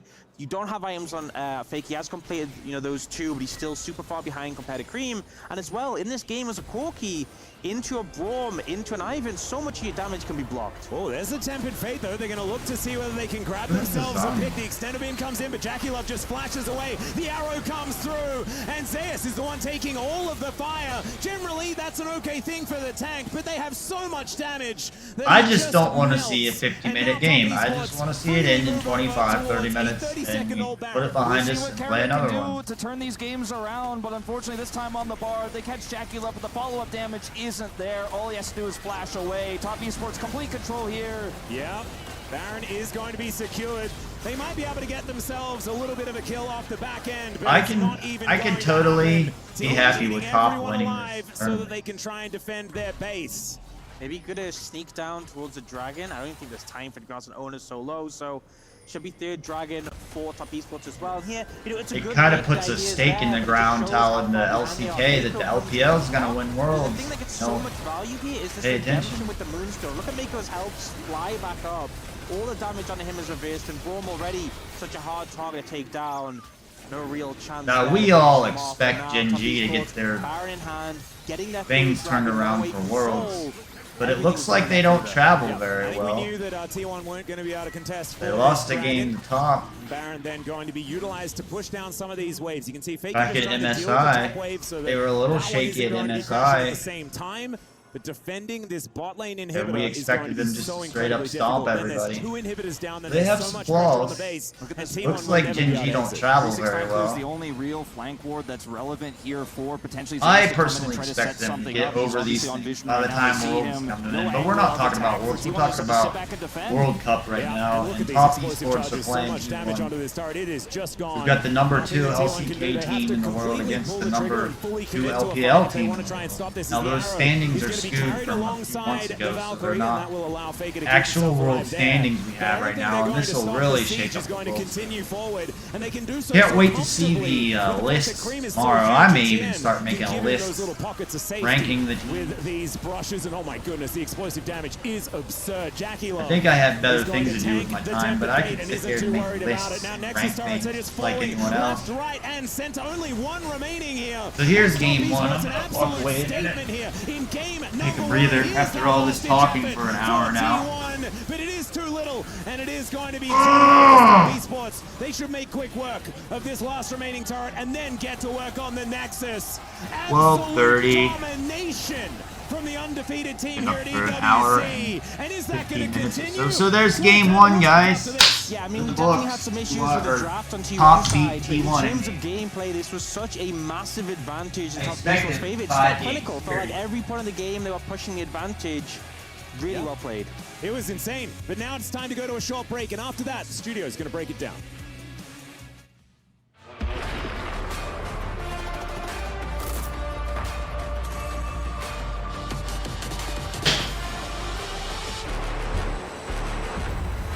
I will let the studio break it down for you.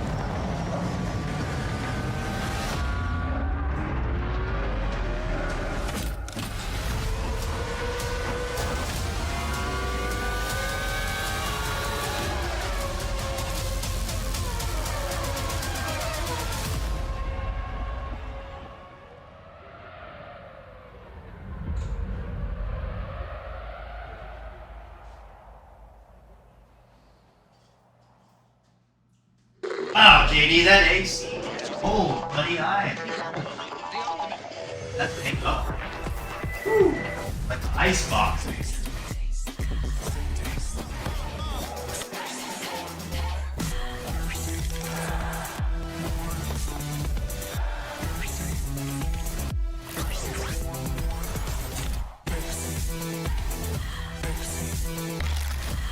That's America for you guys. I'm sitting in a house that's too cold and it's hot as hell outside.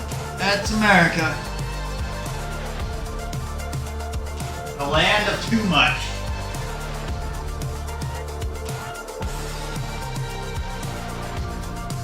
We have it too well.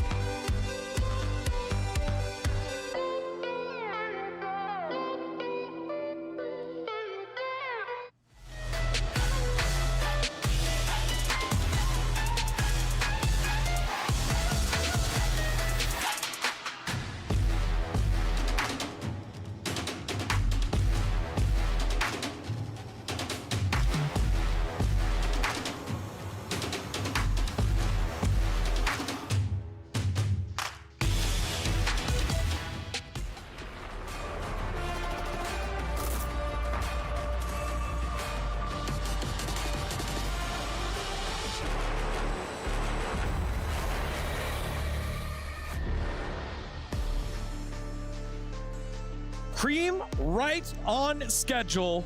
Short with his words, short with this game. This was, as we've been using tournament log when it was correct, a shellacking by Top Esports here against T1.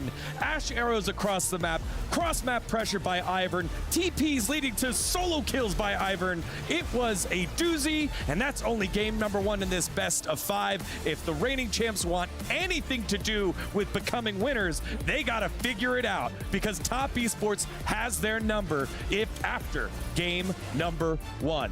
Welcome back to the area, everyone. Degon alongside Joshi and Valdez, and that was so one-sided. everyone that predicted Top Esports looks like a genius. It's really hard to say anything other than that. We got to see the Tristana come through. We knew that Cream has been dominating the tournament on this pick already, and getting to see exactly why you can't let him pick it first was just a treat. Yeah, it was kind of rough to watch as an LCK commentator because T1 are better than this. It kind of feels like they're not really showing up to the plate right now. And Top Esports, once again, it's just that's why I want to be a middleman about it. I'm not an LCK caster. I'm not an LPL caster. I'm just a fantastic play, and T1 just did not match them at all. Well, it starts here with the draft again. T1 were just off. Such a huge they were pick just alongside the Sejuani, which gets banned out. Maybe they're bad and they'll lose top. That's why we got a 5-game series. We're going to see again. Runs away with the game. I know if they can fix their mistakes. When I first saw the Ivern, I think a lot of people were looking at I don't think it was their play. For the brand, but it's very I don't think it's their skill. T1 game plan in mind. They might not be very prepared, or they didn't pay attention to top. Setup. It's so hard to break through Braum and that, or we're wondering like, is that what they were worried about a couple weeks ago when they lost to KT? The team, and we're gonna find out even stronger. But it was kind of funny because Tian now, was all over the map. It did look like there was miscommunication there between before Faker level 6, and the rest. And after he got level 6, he was getting solo kills on Faker. It might have been on Faker. Ivern looked so OP. A little rusty. I think we've seen usually game 1, someone comes out fast. Game 2, it goes slow. And that's okay. We take this game 1 and throw it away and forget about it and go on to game number 2. We take a look at this early game. Now, since we're talking about coaching in professional that sports, 369 goes in. He takes a ton T1 of had a bad first game. That's where they got to forget about game 1. Slowly, just going now, all you guys out there on the internet want to dog them. Oh, Jackie Love did this. Normally, you can't think about that stuff. You got to put it behind you and move on to game 2. Game 1 never happened. Cream to be going backwards, but the solo kill comes through, and that just gives so much freedom to the jungle to start going towards the bottom side as well. Catches Kyria out of position, and suddenly every single part of your map is winning. Yeah, it was a very cheeky solo kill from Cream, and he's already so strong. You give him first blood, it feels like he's going to run away with the game like he did. And then this is the follow-up, as you mentioned, the dive in the bottom side. Keria was already dead. There's nowhere for Guma to go. It's just pretty textbook from the side of Top Esports, and T1 didn't really have an answer very early on as they just got kind of smothered. And I love the way that you say that here, Valdez, textbook, because so many teams have the right idea, and then they don't have the... I want to see how you deal with Ivern. That's what I want. And then from here, it gets a little goofy. Besides Bane, TP by Faker I want to trying see to pick what up the you kill can on play in 369, Ivern. and he meets Tien's best friend, Daisy.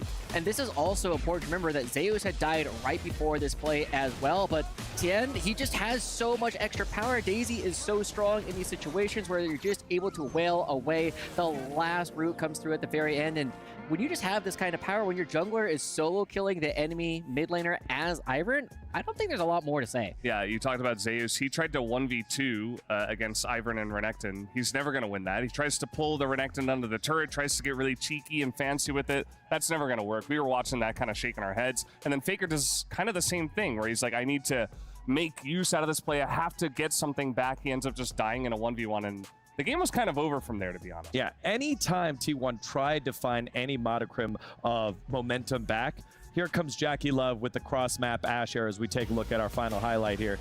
You're looking to defend a little bit, but then JKL down on the bottom side of the map. Even Owner had a little smirk here when this happened. This whole thing was just very classic from what we've been seeing so far in the Esports World Cup. One team is trying to get something on one side of the map, and they're going to be giving up 2 inner turrets for it. And Top Esports was the major recipient of this.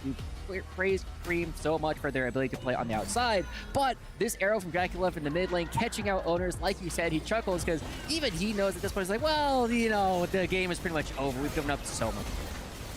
Yeah, and then you just see they're able to take everything. We saw this a bit against G2. It's just clinical textbook play from the side of Top Esports. They get a lead. Their macro is insane. They're just pressuring every single lane. They're pressuring top. They're defending bot. They're pushing mid, getting inners. And that's kind of how it accelerated so fast as well, just because they get so much gold from the map that they're able to get so strong to end the game in 23 minutes on the first Baron push. Yeah, packed audience here, but I'm sure if you're on the T1 side, you got to be shell-shocked. You have not been punished this hard for a slow start across draft, across execution, but Top Esports came in comprehensively. And it's not just that this was a comprehensive win, it was also the fastest win of the entire tournament. 23 minutes into the game is so dominant, and I really look at the T1 fans, and we gotta ask, is this going to be worrying for people? Because I mean, I think a lot of people are expecting Top Esports to win, but I didn't think it was going to be that fast. Yeah, well, I know that the fans will be following back with them, but Valdanalist here, we get a close look at them every week over at the LCK. What do you want to see from the world champs here? I mean, I just want to see them kind of slow it down, like take blue side, take the Tristan out of the hands of Cream, and just kind of go back to your game, because that first game was very disappointing. I'm sure the coaching staff are just going to go back and say, that's not what we want to do at all. We need to slow things down, play our game, and essentially take some of the power points away from the side of Top Esports. Ban Tristana, ban Ivern if you have to, that's fine, and then just kind of play your game from there. Joshi, real quick, first pick priority, who is it? It's got to be this Tristana. We got to see Faker on these comfortable champions. The Corki came through, and while it is something that we know Faker can play, I want to see something where he can have a little bit more ability to impact the early game. If that means the Azir, if that means a Talia, something that is a little bit lesser known in this meta, it's going to be what it has to be. Well, there was a lot of mid lane focus in that last game. The solo kill by Cream kicked it on off. Will T1 be able to respond, or will Top Esports move to 2-0? We'll find out after this short break. You're watching the Esports World Cup presenting League of Legends.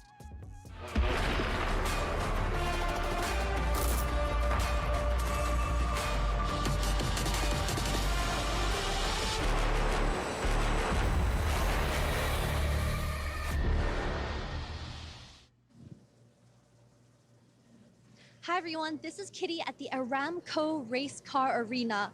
Behind me is a one-for-one replica of a real-life F1 race car, but by my side there are people who are competing in a virtual F1 tournament where you can experience being a race car. I want to do that. I've wanted to buy an I really want an iRacing rig. I like NASCAR and iRacing and all that. Sodaron might even get into that and buy a PC iRacing rig setup at some point.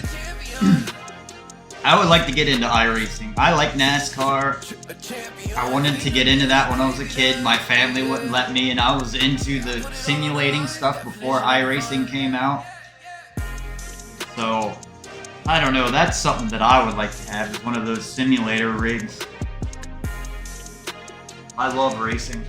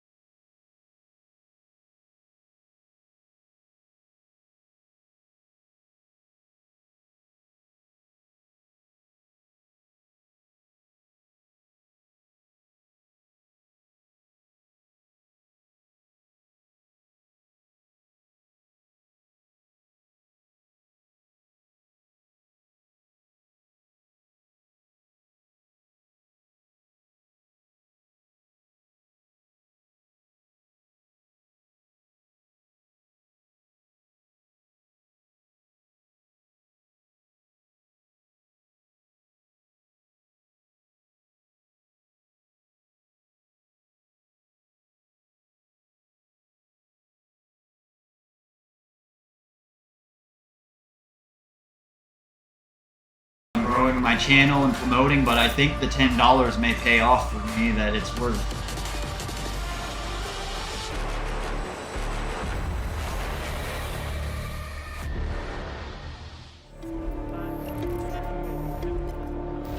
Here we go, guys. We're into game 2.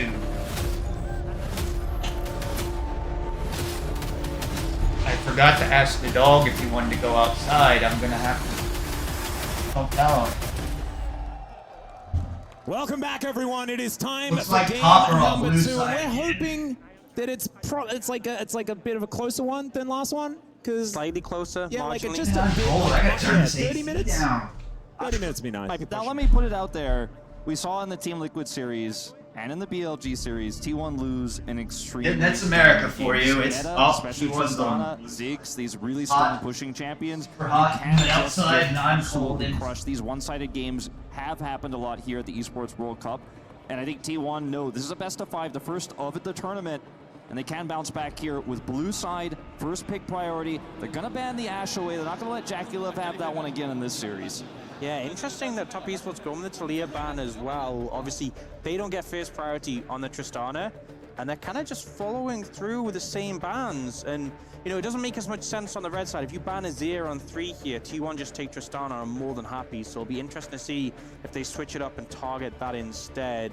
T1 banning the Tristana themselves? A bit puzzling, and now this allows the Rumble ban to come through here, I feel, for Top Esports. Yeah, and I think T1's wanting to break out of the outside of let's hope that we AD get Tristana mid on meta Rumble, right because they here. ban away Probably Tristana gonna- themselves. probably and wanted, they like, definitely they pulled out yesterday looking or probably at the here. Rumble being taken away. The Corki first pick could then come in if the Rumble is taken, but the Corki is going to be the ban priority, and so Rumble for Zeus should be the pick. Now we got an and there it AP is. mid Yes, meta now. both of those AD mid Broke out laners, Corki. and I feel like those two are at such a forefront in the meta that's really enabled a lot of the AP mid laners that we have seen. So be interested to see how the draft priority changes for those junglers. But T1 obviously already happy they got this Rumble pick for Which Zeus. will in Tells me return that bring the Esports are not AD concerned with the junglers Rumble back pick, in. and Out of potentially AD. we'd see a ranged pick here for 369 instead of the Cassante, just simply because it allows you to control that matchup a little bit better. Not going to lock in that Cassante just now. They will get the Maokai here instead.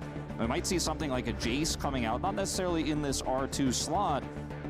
It is going to be the Yone instead here for the AD mid. Now, this allows Faker to potentially play the Yone. He's pretty comfortable with this match. Or sorry, not the Yone, the Azir. He's pretty comfortable with this matchup into the Yone. Yeah, it'll be interesting to see if Top Esports, because obviously the Maokai can have some AP damage if you go towards it, but we could see 369 bring out the Kennen again, maybe picked up on 3, and T1 looking at the Ahri, they could just go Ahri Vi here, those two pairing together. I bet you all really want to see that already. Vi is going to be the first lock-in, but Ahri, LeBlanc, either of these choices feel decently good into the Yone, although we did see Cap struggle in that matchup, the LeBlanc variety, yesterday. And Ahri, pretty synonymous with Faker right here. He's got a skin. We've seen Ahri, yeah. It's not like this is planned or anything, right? One of his big picks. This helps sell a $500 Ahri skin if Faker and wins. Vi Ahri needs no introduction. And I feel like if I'm seeing this on T1 side, for Top Esports, I feel like Ezreal will be such a high priority just to avoid the point-and-click lockdown that comes out from the Vi. But looks like they are focused on securing that top lane pick for 369. It will look at the Kennen, but they go for the Cassante in the end. I think the Cassante feels very, flexible here in this draft. I mean, not in terms of where it's going, but what it can do against all this CC, because he's just so tanky. Can be a So risk we know, we've You're seen already that yourself at risk of 269 just getting blown up and Cassante caught when is you're on a scary. flank. The Ahri finds you on a flank, charms you. The Vi finds you on a flank and charms you. You're dead. It's going to be great for the matchup, but it's not going to be great for how team fights play out later. Now we're going to start going down the barrel of 80 carries here, since that's the part of this draft that hasn't been touched. Zeri, Ezreal, Kalista, these picks are definitely getting taken off the board here. You have to imagine pick priority going to Top Esports here, whether they want to take support or 80 carry is up to them. Leona, another pick that may be considered here. Now, Kai'Sa ban indicates, okay, maybe we're trying to get the Ezreal here. Ezreal may get banned away, but they also have pick priority, like I mentioned, so bit of a strange one, that Kai'Sa. I think a big part to me is it really works well with the dive potential of the Yone, but also it is a pretty heavy AD composition that's going to come out from Top Esports, so helping that damage profile. Is Ziggs even maybe with a lock-in in this situation? But I think, as you said, the Ezreal also a factor, and when we're talking about the Leona as well, we saw Mako play that so frequently in this tournament. Before this series, 3 out of 4 games had been on the Leona, so definitely something he likes to prioritize.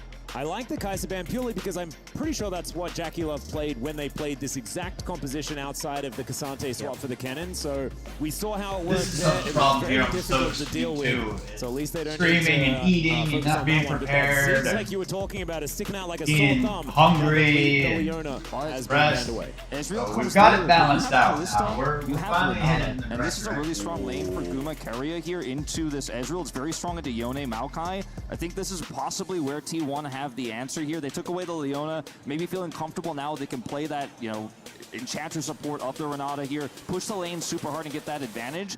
Nerfed on this patch, still the Kalista quite strong, banned less often, so sometimes does slide into these drafts, so that could be the angle here. This, I like a little bit less. I want to see Caitlyn. That's what I want, but instead it is going to be the Kalista Renata like you were talking about. I think there are a lot of very strong options towards now that we know side, but I'm always just that little bit interested in seeing the Guma Keria Caitlyn looks. That's what I would have liked to see, but sometimes I think it was at the beginning of this season, and instead it's a different, very strong bottom lane. It was at Worlds last year pick too. Option, what has he got into the Renata? And it looks Renata like is the it might just be strongest another round of Braum. Yeah, not support really you can take on Kalista. in that matchup, but the Braum shield Kalista's kit works really well with in this Renata's situation, W. being able to block a lot of the spears being stacked up by the Kalista, so definitely gonna be a bit more on the defensive end. Because it allows, laning. like Ox said, it allows have a strong level 1 time for the spears to add up to the red for the E. T1 have given themselves a lot more tools. Wow, It's a T1 draft. You've got the pick potential, you have layered CC. It's the simplicity we've been asking for T1. They finally get it, and they get comfort. Faker on Azir, owner on Vi, Zeus' Rumble, and Guma Keria and a Kalista lane. What more could you want as a T1 fan? I think no T1 fan is going to shake their finger at this one. Yep, it's win lane, win game, and that has been their bread and butter for many years. So looking forward to seeing whether this is going to mean. So this is not a meta draft that T1 have here. This is a stark contrast to game 1 where mid was the only lane which you could potentially win based on how it's played, and then lost horribly, and both the side lanes were in a rough spot for minute 1, so definitely going in a much better position for them to take agency when they're setting up for plays. Now, players preparing to get onto the Rift here for game number 2. We'll see whether T1 can do that mental reset. I was checking to see the players and how they were feeling after that loss, and there were giggles out of both Owner and Zeus as they were sitting down. I don't think anyone was looking too phased. It's a best of 5. It is a long series. Yeah, I planned for it to be 5 hour, 5-6 hour stream. Ready to get into it here for game number 2. I didn't wake up and expect, oh, this will be over in 2 hours. It'll be easy stream. So nothing's easy. Well, let's hear now from the T1 coach. I think I see that with some of the casters now. They get upset that the series are casted ahead of their matchup for the second game. Thank you so much for your time. I would like to ask about that first game initially in regards to the Ivern, the Tristana, the Ashe, the Braum. A lot of CC, a lot of aggression from the time of top esports. Is that the reason for the 4-man AD carry ban? 일단은 이렇게 인터뷰 응해주셔서 정말 감사드리고요. 일단 첫 번째 질문은 지금 상대방이 CC 조합을 좋았었는데 좀 그래서 4밴이 좀 나왔던 건지 그게 좀 궁금합니다. Senna, Tristana, Kaiser, 480 carryman. 사실 이제 오레이디 조합을 짜더라도 이제 아이번 브라움 조합이 강력하다는 건 알고 있었는데 저희가 이제 1, 2픽을 구성하는 과정에서 좀 컨셉을 확실하게 잡았으면 저희가 좀 유리하게 이끌어갈 수 있었을 텐데 some technical pause going 픽을 on right 선택하는 now. 과정에서 잘 못해가지고 패배하게 된 것 같습니다.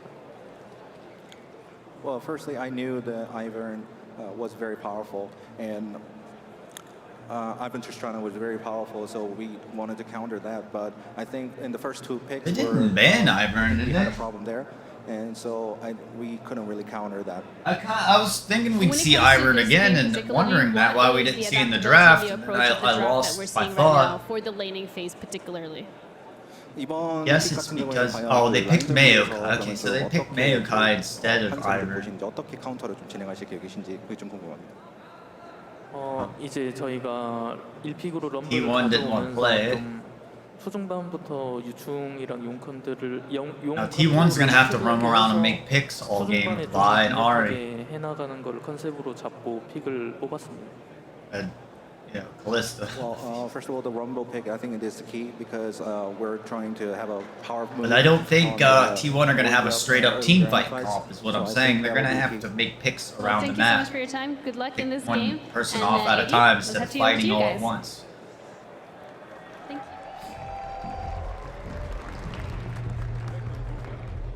Thank you very much. Ginny is standing by with by coach of T1. Is it me or is Degon's hair getting taller every day? It's like higher and higher every day. Very different looking draft this time here, Joshi. I'm a big fan of this draft coming out from T1. They have a lot of power around the early Rift Heralds, around the early Grubs. I feel as though this should give them a great chance to actually build some of that early priority and give them some advantages going into the fights that we never really got to see in the first outing.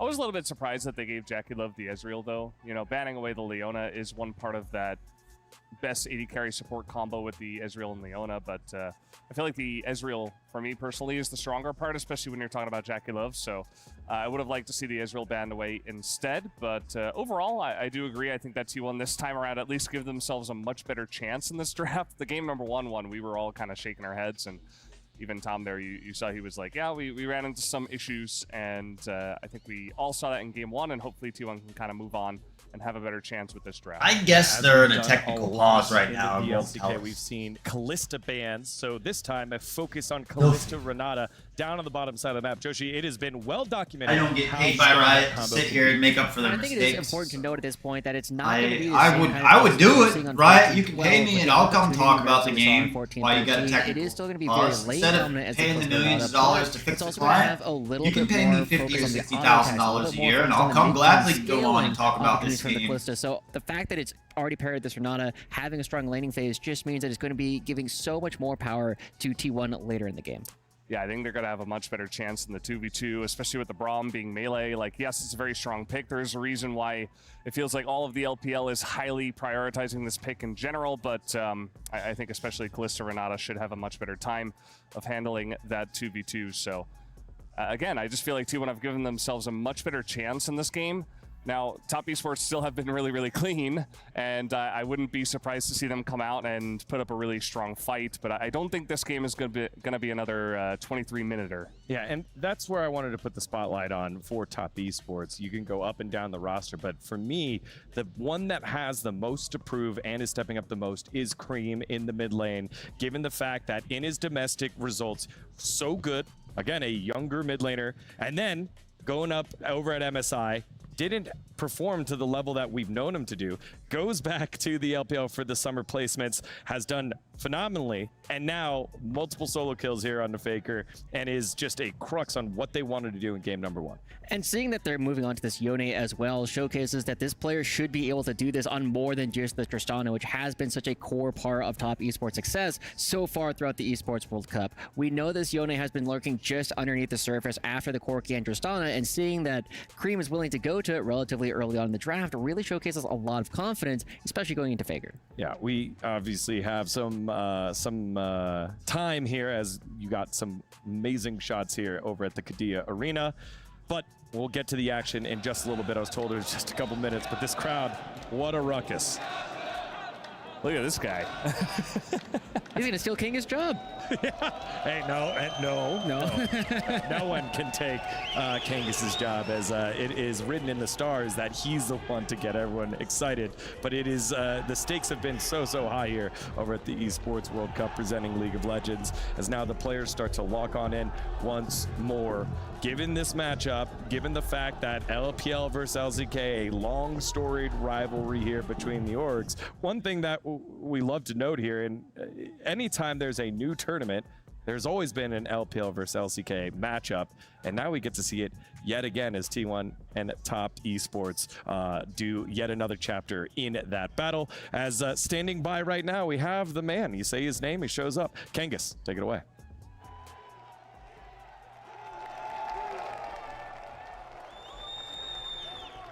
Kadia Arena, you are electric right now!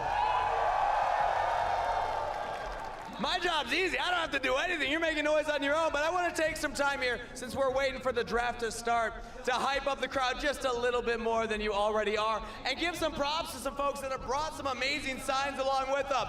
I'm in the T1 section right now.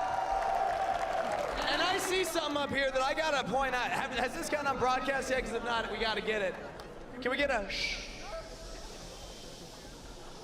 There we go. There we go. That's the anti-hype right there. But I know we were just doing it. I'm gonna request it again from everybody here. I love me some battle chants. So T1, you know what we do. T1 fighting! T1 fighting!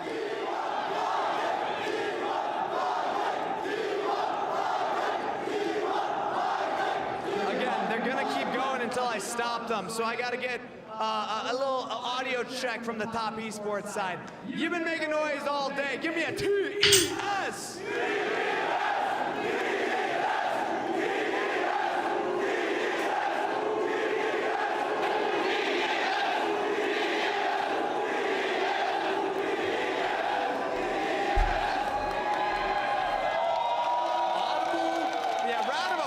The top esports fans. Audible boos on this side here. I didn't even give that assignment, but I think the T1 fans are also electric right now. So we're gonna do the battle chant. Are we ready? We're gonna start with T1 fighting, and then top esports fans, you're gonna answer with a TES. You understand the assignment? All right, I'll start us off. T1 fighting! TES! T1 fighting! TES! T1 fighting!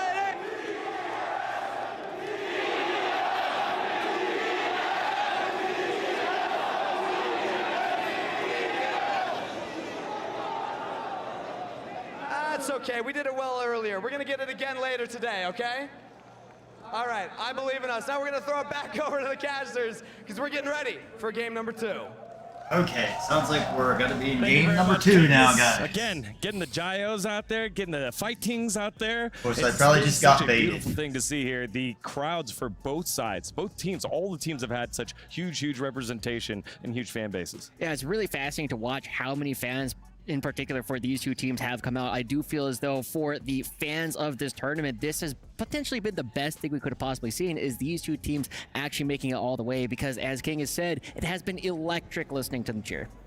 I'm just glad that, as much as I love the T1 versus Gen G matchup, I'm glad we don't have to see it once again. We get to see the representatives from both leagues going head-to-head, and it's made for a very electric and almost kind of crazy atmosphere there in the Qiddiya Arena. Love the energy right now.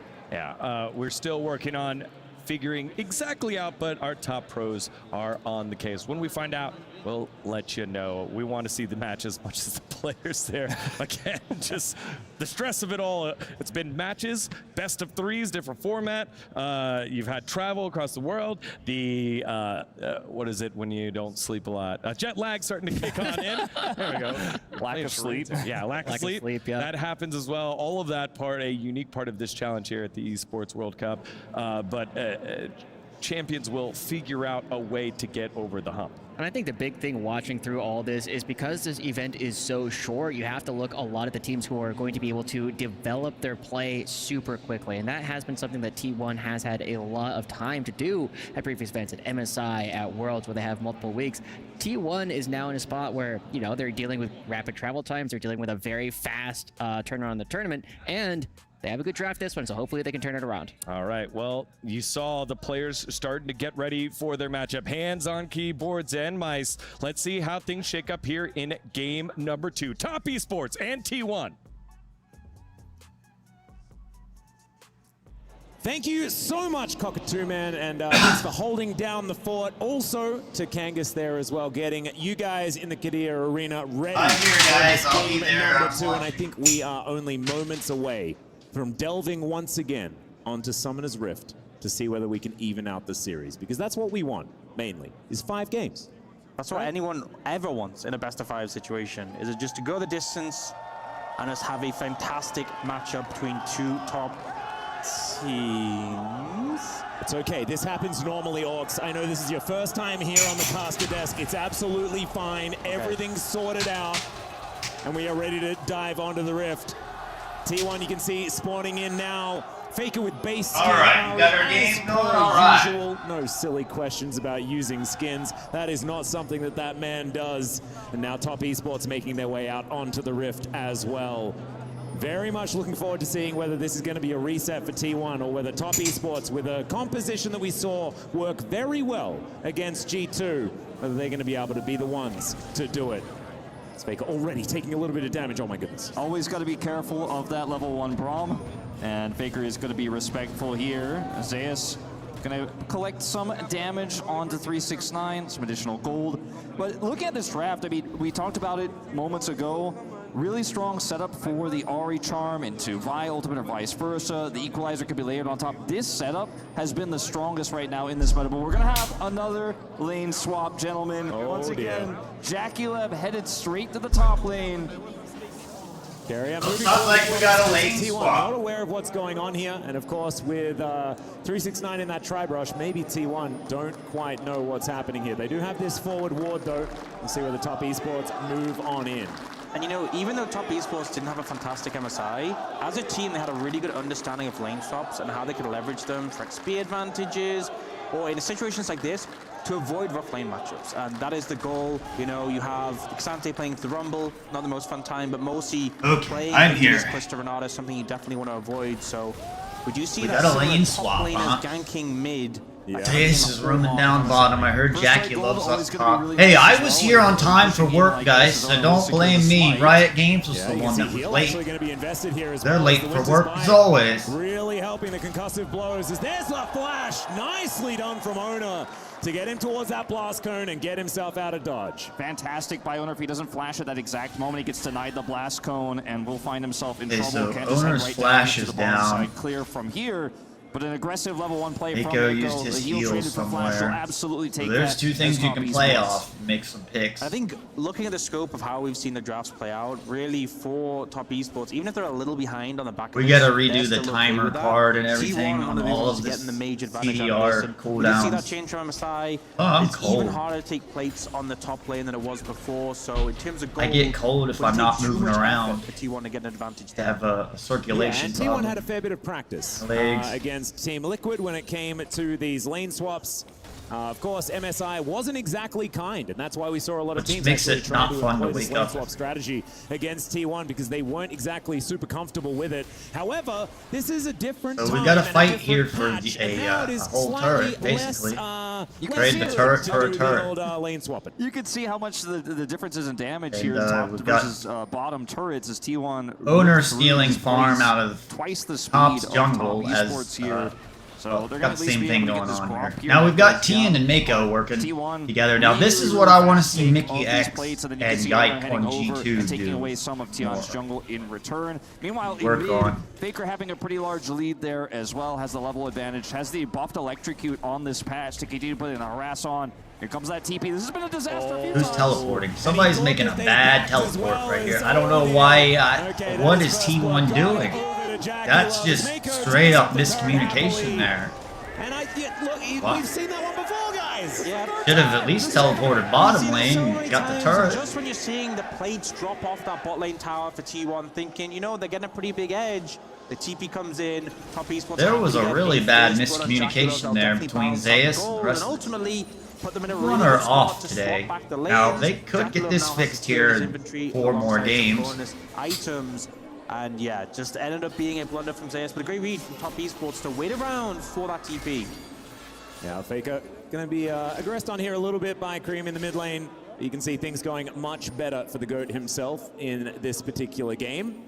200 gold going to be the lead in the end though for Top Esports, and that is a big swing back from the amount of control that T1 had earlier on. Zeus now moving back towards his top lane, and you can see very even as far as the top laners. It's not going to be another one of these very skewed games between the top lane farm. We'll see how 369 is going to do in this matchup as all the deception comes out. Bit of damage on the Cream, but otherwise not too much to worry about. So effectively, Top Esports avoided some of the tougher parts of the matchup into the Callista.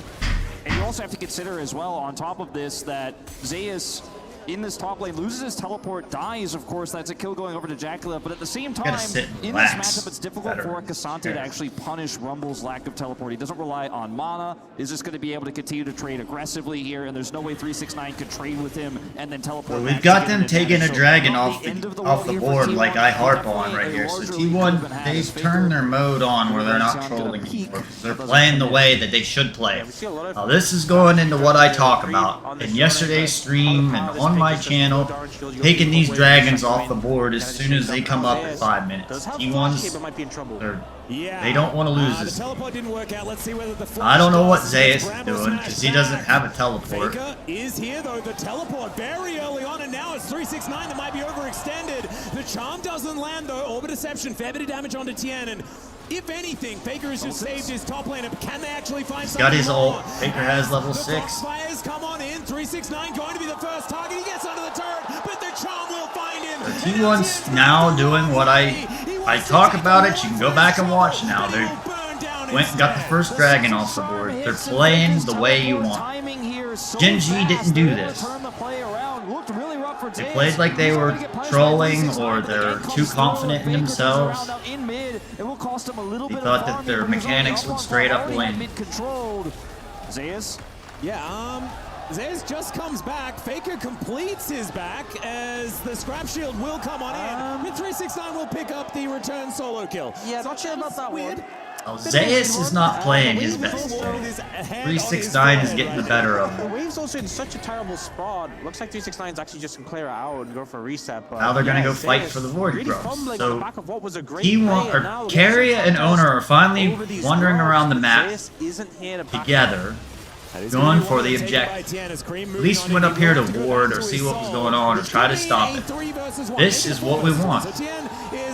T1 are playing to win now. I didn't see this in the last game. And is going to be taken down. Did get one of the grubs though. You can feel how much these two teams want. It feels like we're playing a little bit of catch here in terms of getting a lead and then tossing it away. Zeus, like you mentioned, the wave was not a great spot, is way up in the lane. Faker has to come over here. It's a great gank by Tian. Faker's charm missing here. Looks out in the initial outset. Pretty rough, but Faker knows he's close enough to 6 here. Zeus helps him clear these minions. He then gets the Spirit Rush to chase them down. And Zeus has enough additional damage here as well. There's just no way this goes top Esports' way. 369 goes to the flash, but it's not enough. The fadeaway charm secures the kill. Yeah, and even though obviously Zeus dying in the aftermath of this is obviously a blunder, the team play and the decisions that T1 are going for as a unit have been really good so far. Doesn't have a flash there. He doesn't have a... As Faker was there backing at that point in time, but Had the was control actually ward there up to there. help out his top laner because he had a lane to get to. And he's So just now managed to Guma's save it rotating, or previously. the So bottom 2 laners runs is to 1 rotating is going to to be the the top. result of that previous play, and 3 kills to 2 in favor We've got of T1. Carrier Much and better Owner early working game together. than what we saw Good in fit game in this number 1, game. and we'll see whether that is going to continue here for T1 or whether Top Esports have some That's more to what you show got to us. do at the highest level. Moving towards that top side, Gumi usually has to cleanse. And does. So Carrier's move gonna out take a the bunch way of, the true shot barrage. Owner in the area. Turret shots there. Fate's call actually employed very early on. Jackie Love looking for those mystic shots. Doesn't connect. It is now Faker trying to avoid Cream, who does do a fair bit of work. Still has to take the Orbit Deception damage on his way back though. Could be a fight here, I guess they're gonna try to ult Jackie In Love. the area as well. So a 3 versus Bye, 3. that is. Handshake going to be utilized. Jackie Love not going to get CC'd from that one. Good side steps, but still has to flash as Carrier. And that is a lot of power. This Jackie Love Mako bottom lane is for Owner 6, this is where he goes around and tries to make picks with his ult. Get by ulted and charm. I don't know why they went on Mayo Tide. He's going to return the favor. They find Faker just by himself. I don't know what that play was. On about 50 health, just walks away. Still, Owner is able to do some battle, but he will not be vault breaking forward to find anything here for T1. Owner is for ahead T1, of 2 plays kind of going the wrong way. Top side, a very sloppy dive set up there. An extra turret shot taken. A long cooldown for the Fate's call is expended. And then here in mid, he sees blood in the water, wants to flash here and get behind. I guess Owner did that because he thought that Faker was a goner and gonna get ult. To help Tian That's why. escape. Clean play from Top Esports. That gold lead shrinking a little bit. Yeah, the thing is, Chen, even if he had gone down there, still got the value from the CC to set up Cream, so ends up surviving, which is even worse for T1, but it just felt like the target selection did end up backfiring a bit. Really, I think T1 they're trying to play too fast of a tempo. With a composition like this, and particularly because we had this lane swap setup, like. this Rumble's going to feel a lot weaker, you know? Often a champion who can really take over games when he's ahead, when he's fed, but with only hitting 50 CS just now, he's going to have a lot less items than counterparts in other lanes, and Cassante is a lot less bothered about that. Yeah, he's been spending a lot of time trying to pick up some plate gold. He took some bottom side, got some top side there, so even though he's low on CS, he does have a decent amount of farm, is working towards that first item, and we'll have it shortly here. But like you said, yeah, low econ top laners. Owner gets the scuttle crab there, so now they've got the next dragon pretty much protected. Looking going to for be up Cream in here as the 3 or 4 unbound soul seconds. does come in. The charm's going to connect, but Cream Faker playing this one hold out up. pretty well for now. Trisha Owner has Brush just ult. picks the gap between the two T1 players, but Cream's So just now I'm sure Owner's going to go back down here and get Dragon. And as the player with the least amount of see experience on this Jackie roster Love and by Mako are far, coming up with he's Dragon. really stepped up to the plate when going up against mid laners like Chovy, like Faker, these hallmark names, and particularly on picks like Yone. You know, when he first joined the LPL, he was so big on those melee assassins, picks like Akali, picks like Silas. It's just a treat to watch. Yeah, even taking out Caps, who's got more international experience than most mid laners himself just yesterday. So really picking up the accolades already in this tournament. Played that last fight out so well with the rebind of his soul, avoiding that charm. And now Top Esports pivoting to Dragon here. T1 not in position to contest. We'll see what soul comes of this, as we're one and I don't know why Owner just did This is not going to be the same type of game with Grubs where there's a Tristana in a side that can absolutely run away with the game. At least T1 pick up the I guess T1 didn't think that Top would take the Dragon right there, and then it was too late. They were Mako getting caught out as Void Zayas is Grubs. moving on in here. Does have the equalizer up and available, and Mako, he is not going to get them to use it. You can't have everything. There goes the equalizer, and they had to invest a couple of ultimates in the end to take down the Braum. Should mean that a couple of extra grubs are going to go over to T1 off the back end of this one, so still a good play. Yeah, managing to pick him up at the end. You saw Mako thought maybe just to be able to survive, but it's kind of showing the Now, power my of this thoughts T1 going into this composition series, with his I didn't think potential. T1 would lose because I think they're very embarrassed that they just lost KT at home ground. The Mystic shot manages to tank the turret with the barrier. Just beautiful from Jackie Love. I feel like every single Jackie Love fan held their breath in that moment, but as the I thought that was came out, funny. they knew. He calculated it. He takes out the Callista. Now, It's Jackie a Love's got his Ezreal meta. Trinity It's a Force. Callista meta. We're seeing an Ezreal solo kill a Callista. Looking absolutely fantastic. Now Faker could be in trouble, but True Shot Barrage not going to connect. But T1 put themselves behind by losing that Dragon, so that's going to put them behind 5 minutes. Yeah, we saw a instead of similar 1. play to this from Jackie Love, where he tried to dive in Literally the take tower. 5 the minutes off the came clock. in earlier this tournament, and it backfired massively. But here, doesn't get him range to auto, but gets the Mystic shot. The barrier comes in, and then just gets out of aggro range in time before the next shot comes through. And +1 auto to the turret Ox as well. Maximizing the damage there. Man, that was such an impressive play, and now Faker in a bit of trouble here as the minion wave is going to move on in. Arm to Jackie kill Love that Mako just last repositioning towards the mid lane. Gumayushi, though, will get some free time Here with goes this the bottom turret out. gold over. Thanks to the extra grubs. Of course, 725 5-stack, gold meaning to that the Void Guma. Mites are out. Does mean that they're at That's least able to augment that gold probably lead a little just, bit further. And T1's push game this plan wave up and has rotate been mid. slightly hindered, but it is still underway, right? They still Instead have of that pushing early up game into this lead. turret. It's even on Dragons for now, but maybe they can start stacking up a few of these oceans that have spawned. Time as for well. the bottom lane to It's go gonna be tough mid to now and punish farm. Zayas up here on the top side of the map. Meanwhile, 369 I don't even really like that they're is gonna need shoved some up help that here far to right defend now. this turret. Mako and Jackie Love are coming over, but T1 has numbers advantage. Zayas has equalizer Area and and Guma, that teleport. This is. is a They very awkward meaning moment for Top T1. Esports. This is what you were leading into, Atlas. You know, this timing for T1's So composition T1 is take incredibly strong. everything With from extra the, kills that Zayas picked up and that maybe the extra wolves plate are up. gold. He sits on his Leandries right now. bottom He's gonna be totally jungle. fine up there alone. Jackie Love trying to come over here and put some chip damage into this mid turret, but T1 using their spike incredibly well, even with no objective online. And the fact that they're just going to get this tier 2 bot, it's such Plays a making a huge teleport influx of gold. Oh. Zayas, Yeah, it's a kind of port ridiculous as flanking Mako right throws here. out the ulti, looks to interrupt Owner as he walks his way in. There comes Cream and Tien behind. This bottom laner going down as Mako able to walk his way out. The Foxfire is enough to do it though. Esports. Faker picks up another one. The So we're sitting on a 4K gold lead right now. So Top Esports gets something, but this could be out of turret taken as Guess well. they had to take top have to take a teleport here so they don't lose the turret. They have to make a counter punch. They try and get the mid tower a bit lower, maybe hoping they'll set up a herald to take it. But a beautiful collapse from T1 comes through. The layer of the CC was there. Jackie Love goes down, and on the back of the tower take bot and that play, they now have 4,000 gold lead. And Zeus could just come right back up here to the top lane. He's Leandri's Rumble. He's got such good wave clear. He's not going to allow a turret to go down here. And this is just a step forward too far here, as there's no way that you could see a teleport from 369 here. Zeus, on the other hand, finds the flank Pretty angle brave with his Zeus. TP. Had The Yone equalizer is and beautiful. Mayokai And with right on. down, there's no damage to trade back. Baker happy to rush forward here and pick up the kill. T1 with a huge swing forward here again. Now the gold lead nearly doubling what it was moments ago. 4,000 here, the advantage for T1.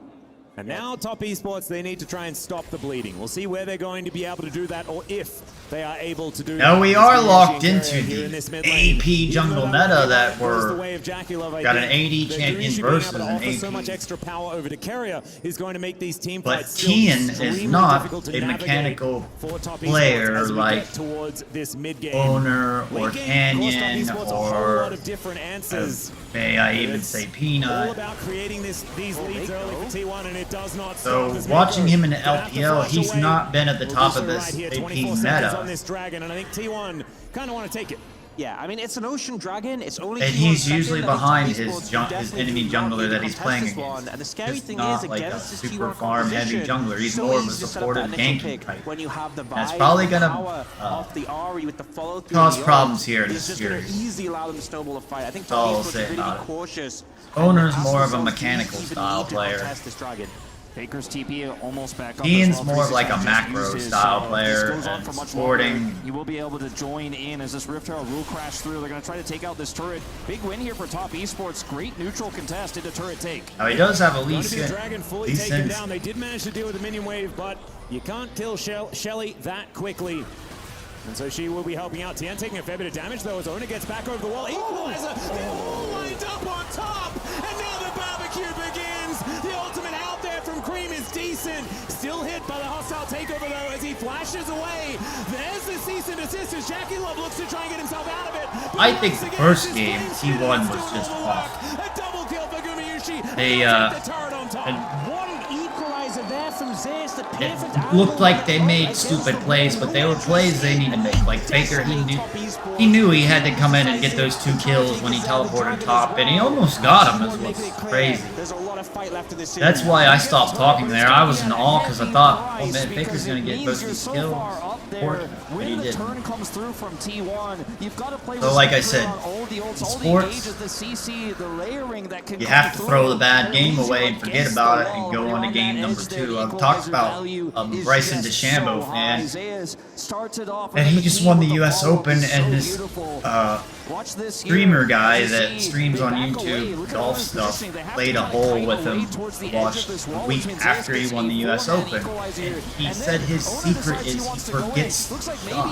He's really good at being able to forget. So he forgets that he had a bad shot. In golf, it's very difficult to hit a good shot, let alone hit 2 good shots in a row. And in golf, to be good, you have to hit 3 good shots every time.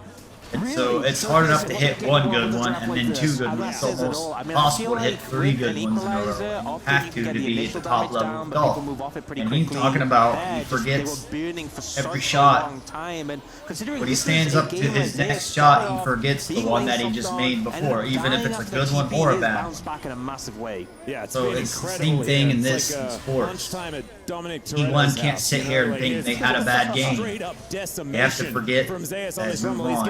And I didn't see anything really like bad in the first game. It's just they were awful in their communication, timing. But not really going to get too much as the Unbound Soul is going to be employed. Not seeing T1's So T1 need to keep their feet gonna win on this the game or pedal. win this series or anything, but it's looking like top are slowly losing this game here. Top Esports, I think, just need to I would pretty much say it's 369 over. is just in the middle of nowhere. He was up top side That trying almost to maybe shadow, get make close sure to they can't actually 10K set up gold for a lead turret and kill 2 there. This dragons. means that Zeus has had so much free time down here in the bottom lane, and he got nothing out of it. Now trying to go for this flank, but he's seen on this control ward, and Zeus will be able to get out freely. And now the Rumble lead has really ballooned. He's almost 2,000 gold ahead, has 2 items. The Riftmaker so good for this brawly composition, and T1 are winning on both sides of the map. There's no inner and mid. They're using that prio incredibly well. Here comes Guma. Yep, ultimate out immediately from Cream, but there's the follow-up from Gumayushi. He gets slowed down, though.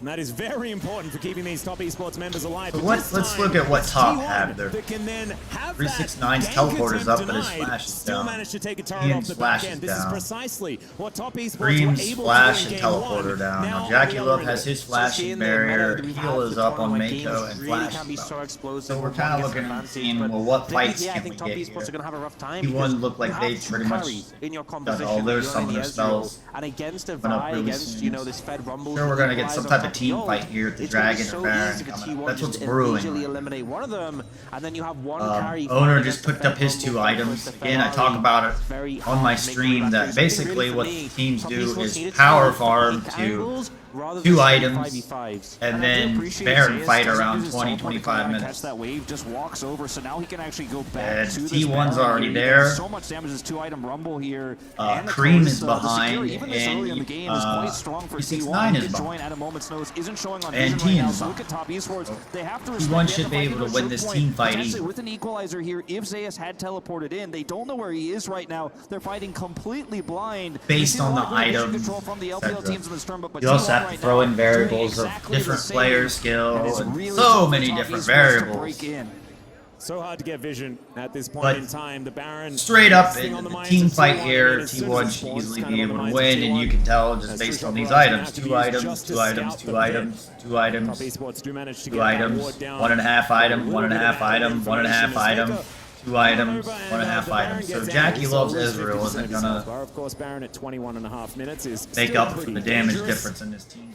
And Top Esports just catching waves where they can, but it feels like their side of the map is just ashes right now. Yeah, it's really not been a good way. So we got 1 minute here. T1 should know. In quite a while, you can see Unless they're gonna go Baron instead. it's gotten worse and worse, and now We gotta it's set not up really for the fantastic Dragon here in Baron this vision, but Dragon's 60 gonna be up to seconds. 50, so that's also going to be a concern for them. You can see Owner given some space now just as jungle camps are being cleaned up, but TP comes in, they're looking for a flank. Yeah, the faker flank angle does come on through. Hostile takeover. Here goes that team fight. Top Esports, they Jackie Love just burned his flash. And another equalizer comes down. This time, not going to be layered with other CC, but Faker is looking to rectify So it. T1 should get the Baron or Dragon. Both of them, really. And even though Mako and Carrier shake I'm just hands, saying, I don't it's know not if they're going gonna to be a go team fight. straight to T1 Baron just or taking Dragon. control of the map. They do lose a couple of ultimates, but they'll retain a whole bunch of extra control. Should be Dragon out of this guaranteed, but they want even more. They're going to grab this inner here in mid. Good true shot here. Probably could have went straight to Baron. Anyway, but it won't save the turret. It won't save the Dragon. Cream and 369 have teleport, but no wards to go to. There's the 3rd Dragon. This game is pretty much almost done because they just need the soul. Again, I tell you and tell you and tell you. There's a formula in League of Legends. Gen.G didn't do it, and BLG didn't do it, and I think, and I've said it on my social media and stuff, I think they're playing with their food. Equalizer value is just so high, they have to back away. They can clear this vision. So they're not who to watch if you want to know how to really play this game and be good. T1 in this game are showing you how to do it. They have my formula where you start at 5 minutes in the game and you take the dragon, then you get the void grubs, then you get the next dragon, and then you get the next void grubs, and then you get the next 2 dragons, and then you get the Baron, and you get the Baron buff and the wave push that you get from the Baron buff. Bam, close out the game, and it's done in 25 minutes, 20 minutes, 30 minutes. As T1 move towards the Baron, No headache, no 50-minute game dragging on, coin flip, don't know if I'm going to win this or not. From both 369 and Cream. So if T1 Now, T1 are almost there. They did lose 1 dragon, so it's going to set this off by another 5 minutes, so I guess we're looking at a 30-minute window for them to finish this game and close it out. Make sure the area is as dark. So sit still, kids. You got another 6 minutes on the here. bottom lane, pushing wave after wave in. TS, I mean, they have to respond. 369 has to walk down here. He has teleport, but now again, they could contest mid. They can contest neutral. Those visions, or the wards, the vision. Owner is ahead of Tien. Again, going back to my AP jungler meta, if it was another jungler like Canyon, he would probably be way ahead of Lai right now. It's just that when we talk about skill and player, that Owner is more of a mechanical player than what Tien is. I don't want to dog on anyone or anything, so I'm not putting Tien down. I'm just telling you what his skills are compared to the other jungler's skill set. He's not somebody that likes to play Nidalee or Kindred, or he has a Lee Sin skin, but I haven't seen him play Lee Sin in years. Make sure the top esports have to go for a reset, and at that point, I do see him playing Brand really well, which again, we go in and on my stream and check it out, my Brand jungle video, and I have another VOD about discussing about jungle Brand, where a noob like me goes out, plays 3 games of jungle Brand, and goes 12-0. Very strong right now. It's once again the barbecue, and Faker's taken down. Trees on top of it. Jackie Love dies off the back end. Faker, he even had I think a lot of these. Another thing is like these teams like top to get away from Corki and Tristana mid. Back on this one. They don't risk the Baron flip, and when the engage comes through, they connect on They can't play into a mid laner like Faker that has a huge champion pool.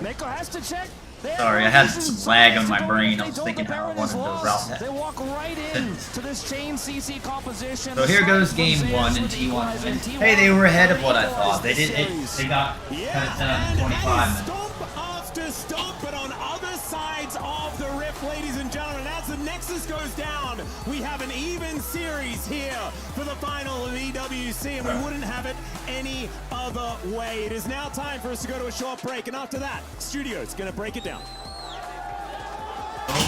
This is where you get a chance to listen to my analysis, and you can see if I'm wrong or an idiot savant. Here's some professional talk and see if maybe I'm in the right line here, that I'm good at what I'm doing. I don't know. So you can judge what I say and have told you versus what professionals are saying now. So you might even hear things that I said live, and you can tell that I'm not lying or making it up or reverting something somebody else said, but it's coming live from my brain. It's not from a script. This is unscripted.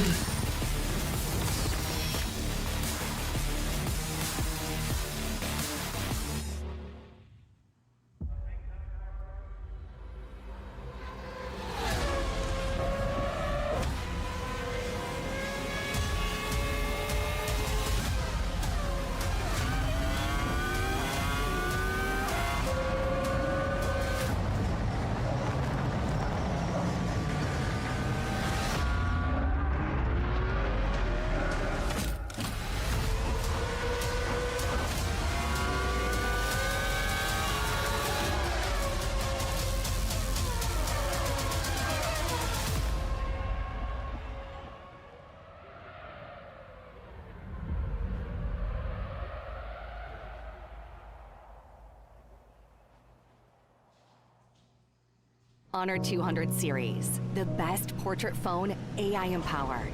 Studio level, AI portrait camera, 3 hardcore portrait modes. Color, vibrant and classic to capture portraits that truly stand out. AI empowered magic portal. Snapdragon 8S Gen 3 AI chipset. 5,200 milliampere per hours silicon carbon battery, 100 watt, Honor Supercharge. This is Honor 200 series.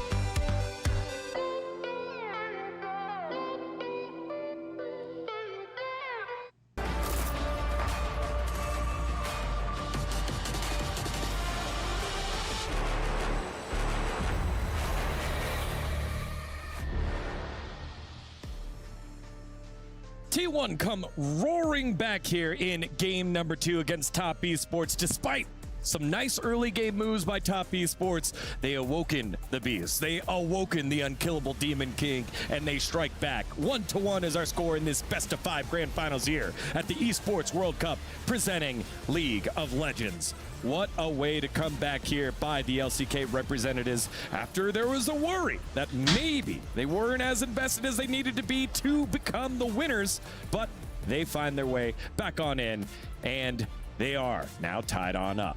Welcome back to the area, Digon alongside Joshi and Valdez. What a game here by T1. Honestly, I was a little bit worried after seeing what had happened in game 1, and even at the very beginning of this game, Valdez, where we got to see that Top Esports were actually the one launching into some of these early advantages, but they were just too resilient. This is exactly what I wanted to see out of T1. I think that they drafted excellently. This is them playing their game. They take away the Tristana. They first pick the Rumble, which makes a lot of sense, but then the follow-up of Ahri Vi is just pure T1. That's what they love to do, be very proactive in mid-jungle, and they made it work, right? It was pretty excellent drafting, I would say. I was a little bit confused to see the Ezreal come through, but, you know, even though JackeyLove did have a lot of moments on that, even solo killing Gumayusi, wasn't quite enough individually to get the job done. Yeah, again, good response here by T1. Top Esports looking so dang dominant in that first game, and throughout the whole tournament, they've had champ pool, I guess, advantage over everyone here. You're thinking, here comes yet another iteration of a different tree in the jungle. This time it was Maokai instead of the Ivern, being able to play the AD mid laner with the Yone, but T1 have the answers here. And that's really what we wanted to see. I think this kind of goes back to, like you were saying, Valdez, a return to T1 just being very good at the game and knowing what champions are good at and just finding more opportunities for it. Yeah, well, let's take a look at the highlights from this game number 2. Early action here on the top side of the map. I feel like we've seen this one before, Valdez. It is yet again Zeus going into a teleport towards the top side. Maybe not expecting this one as it was super early on in the game, but the result still is the same. We get to see a little bit more of how all this plays out as we actually get to see more plays around the grubs, where we get to see Top Esports a little too aggressive.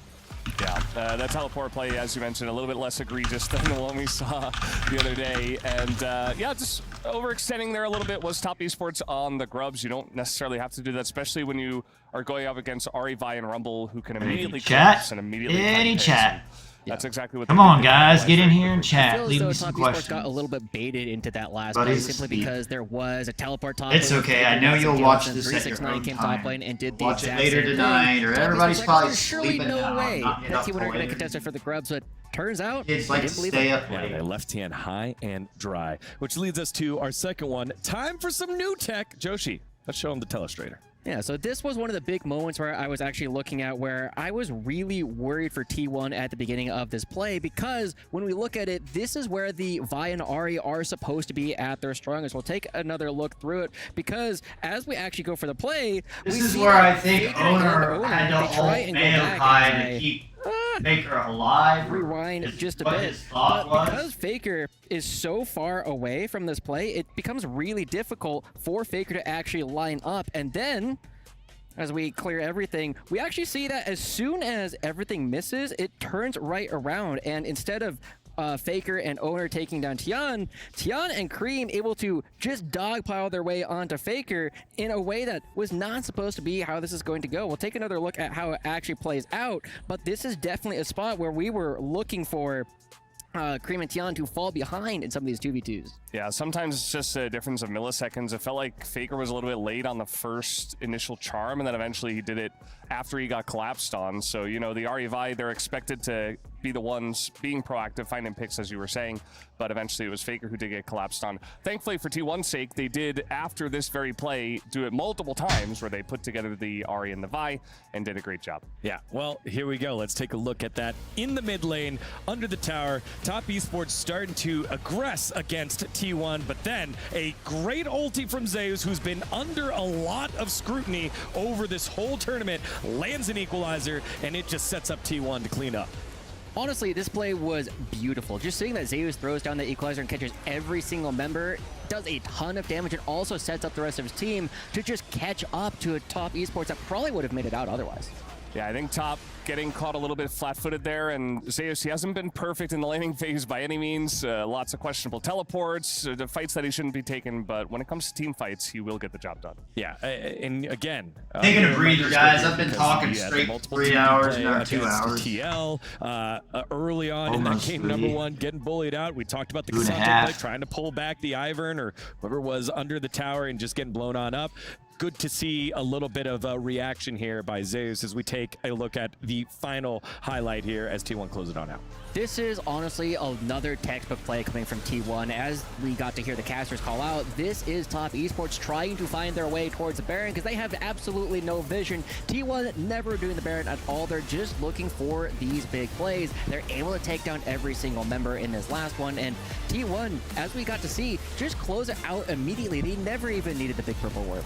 Yeah, it's another relatively short game, not quite as short as game number 1, but they take that lead. They, yeah, Callista and Renata Glass for Guma and the Carrier. Top Esports Zeus didn't even have a good game. And get the game going. That was a Guma Carrier. For T1 after game 1, but I'm glad that they come back in this fashion. Yeah, it's definitely been like that for, I guess, since the summer here for T1. 4:30. Okay, you need a cool. little This bit should be of over that by extra then. motivation. You I drop that have first to- game, you get I have to over, watch, and then they wake on up here. Good draft. NASCAR great today. execution. What do you think was the big difference here Pause by for T1? later because like I said doing before, this, I think so this I is a won't be able to return to watch. form. This is everything that I'll T1 be able to do this possibly and wanted. then it'll We've be seen on in every time. single one of There's these an players awesome street play course these back champions today multiple times in the past, do and it kind of something doesn't different. matter what the meta is if you are just that good at the champions you're known for. Opposite side here, Valdez. Top Esports also loaded with world champs. What does it require for them to get back to the game number 1 form, or was this T1 waking up here? Well, I think it's a bit of both. I think it's really going to help Top Esports to move back over to the blue side and have a little bit more freedom in the draft. And we'll see if they are able to get their hands on the Tristana this time around or some of those bigger picks, because I feel like T1's response in game 2 was great. They closed out, they took away some of those really important picks, the Tristana being the big one that we keep mentioning for a good reason. You get them off of some of that comfort, you force them into kind of a hole, and then you draft comfort for yourself with the Ari, and it just feels so good. And it feels like any team on the blue side also who gets that first pick Rumble ends up just winning.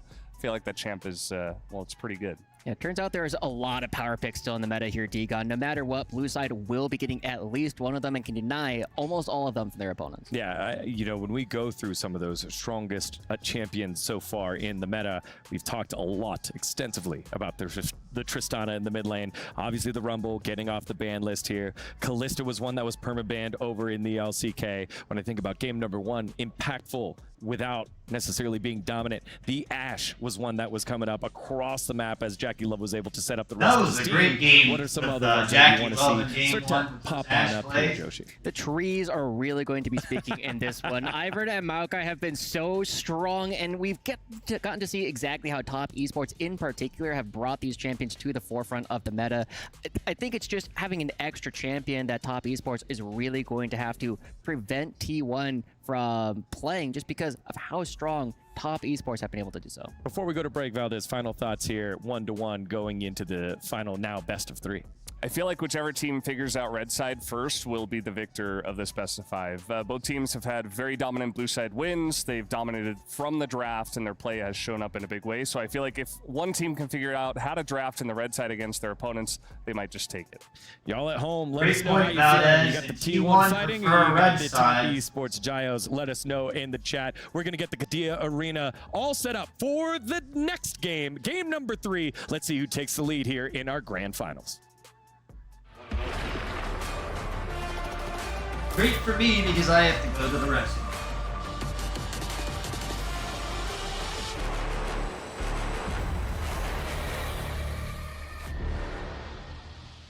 Hello everyone and welcome to the Esports World Cup presenting League of Legends. We've got a roundtable conversation here for you. I'm Degon, I'll be hosting this. Joining me of course is Wolf and Atlas of the LCK, which is what they told me to say because I'm also from the LCK. Gents, how are you? Not too bad, man. Yeah, it's a bit of a LCK reunion. I like it. Yeah, it's been really fun hanging out at the hotel and getting ready for this event. Really hyped. Going to be some good matches. Yeah, well, we've got the top 2 teams from each major region, kind of like a reunion from MSI. Going into it, what are some of the big storylines, Wolf? I mean, right now, obviously, is Gen G. Can they continue their Golden Road arc, and will they be able to get back-to-back titles?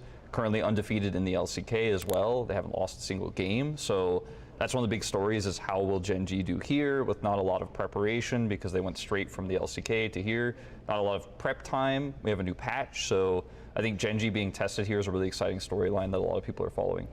Yeah, I'm pretty interested in domestic form and how it translates to this tournament. I think that there are a couple of schools of thought that you can have for something like EWC, and that is it going to be just more of the same from the teams in their domestic leagues, or is it going to be a big reset so that these teams can really use this as an opportunity to find something different?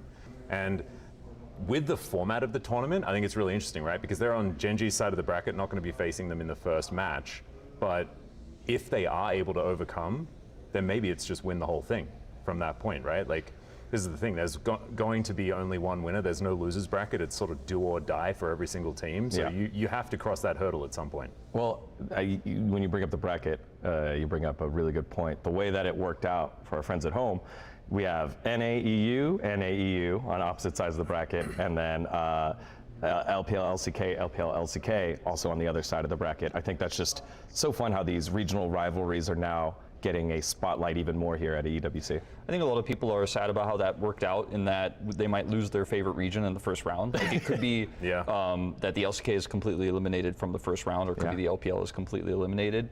Really tough matchups there. But I think, based on the teams we have, it's kind of 50-50 whether that will happen or not. I think one of the big things for me about this tournament is how much time Gen G and T1 have had to play games professionally on a very similar patch to the one we're going into now. People are not expecting massive changes moving into this new patch for this tournament. And in the LCK, you just play a ton of games. We have a double round robin system. We're only, partially through the first round robin at this point. Week 3. But even still, they played a ton of games, right? They have a really good read on this meta. If you compare what the LCS teams have played so far game-wise, if you compare even to the LPL with their new group format, as well as the Fearless draft that they have, which means they can't iterate as much on the compositions, moving to this tournament that's not Fearless draft, I think it gives a huge edge to the LCK teams. Yeah, I think it's interesting, right? Because I think Fearless Draft can also be used on the other hand, because it gives you a lot of extra practice on a whole bunch of different stuff. So maybe like training champion pools is something that the LPL has a little bit more experience in. But ultimately, I think you're right. I think it is just a little bit of a hamstring when you're playing on a different format to what you're expecting here. I don't personally think that that's going to bite the LPL teams that much, especially Top Esports. I think that Top are looking really good. BLG, on the other hand, not sure what to expect whatsoever, but I think it's really, really fun that it's BLG versus T1 to start us off. Both of them coming off losses to organizations that have been historically that team, like KT and LGD, like they've got the same energy in my mind, and the fact that they were both sort of just very recently taken down by those squads, I think is like a beautiful parallel to see going into that first match. Yeah, I like that you brought up Top Esports, because they have the player that has played the most champions so far in the summer season in Tien, who is tied with Keria. They've both played 10 champions uniquely in their seasons, compared to the player who's played the least amount of champions in the summer split. That would be the general. It's Umpty, who's only played 2. The man knows what he likes, okay? We know this from the LCK. But of course, like, I think that there's a lot of teams that have been drafting super specifically. And I think that there is a lot of the same ideas going around about how this patch is supposed to be played. In the LCK, we've recently seen a few different adaptations on this sort of like tanks and hypercarry meta, but I still think that that's probably going to be the resounding idea as to what's going to be winning.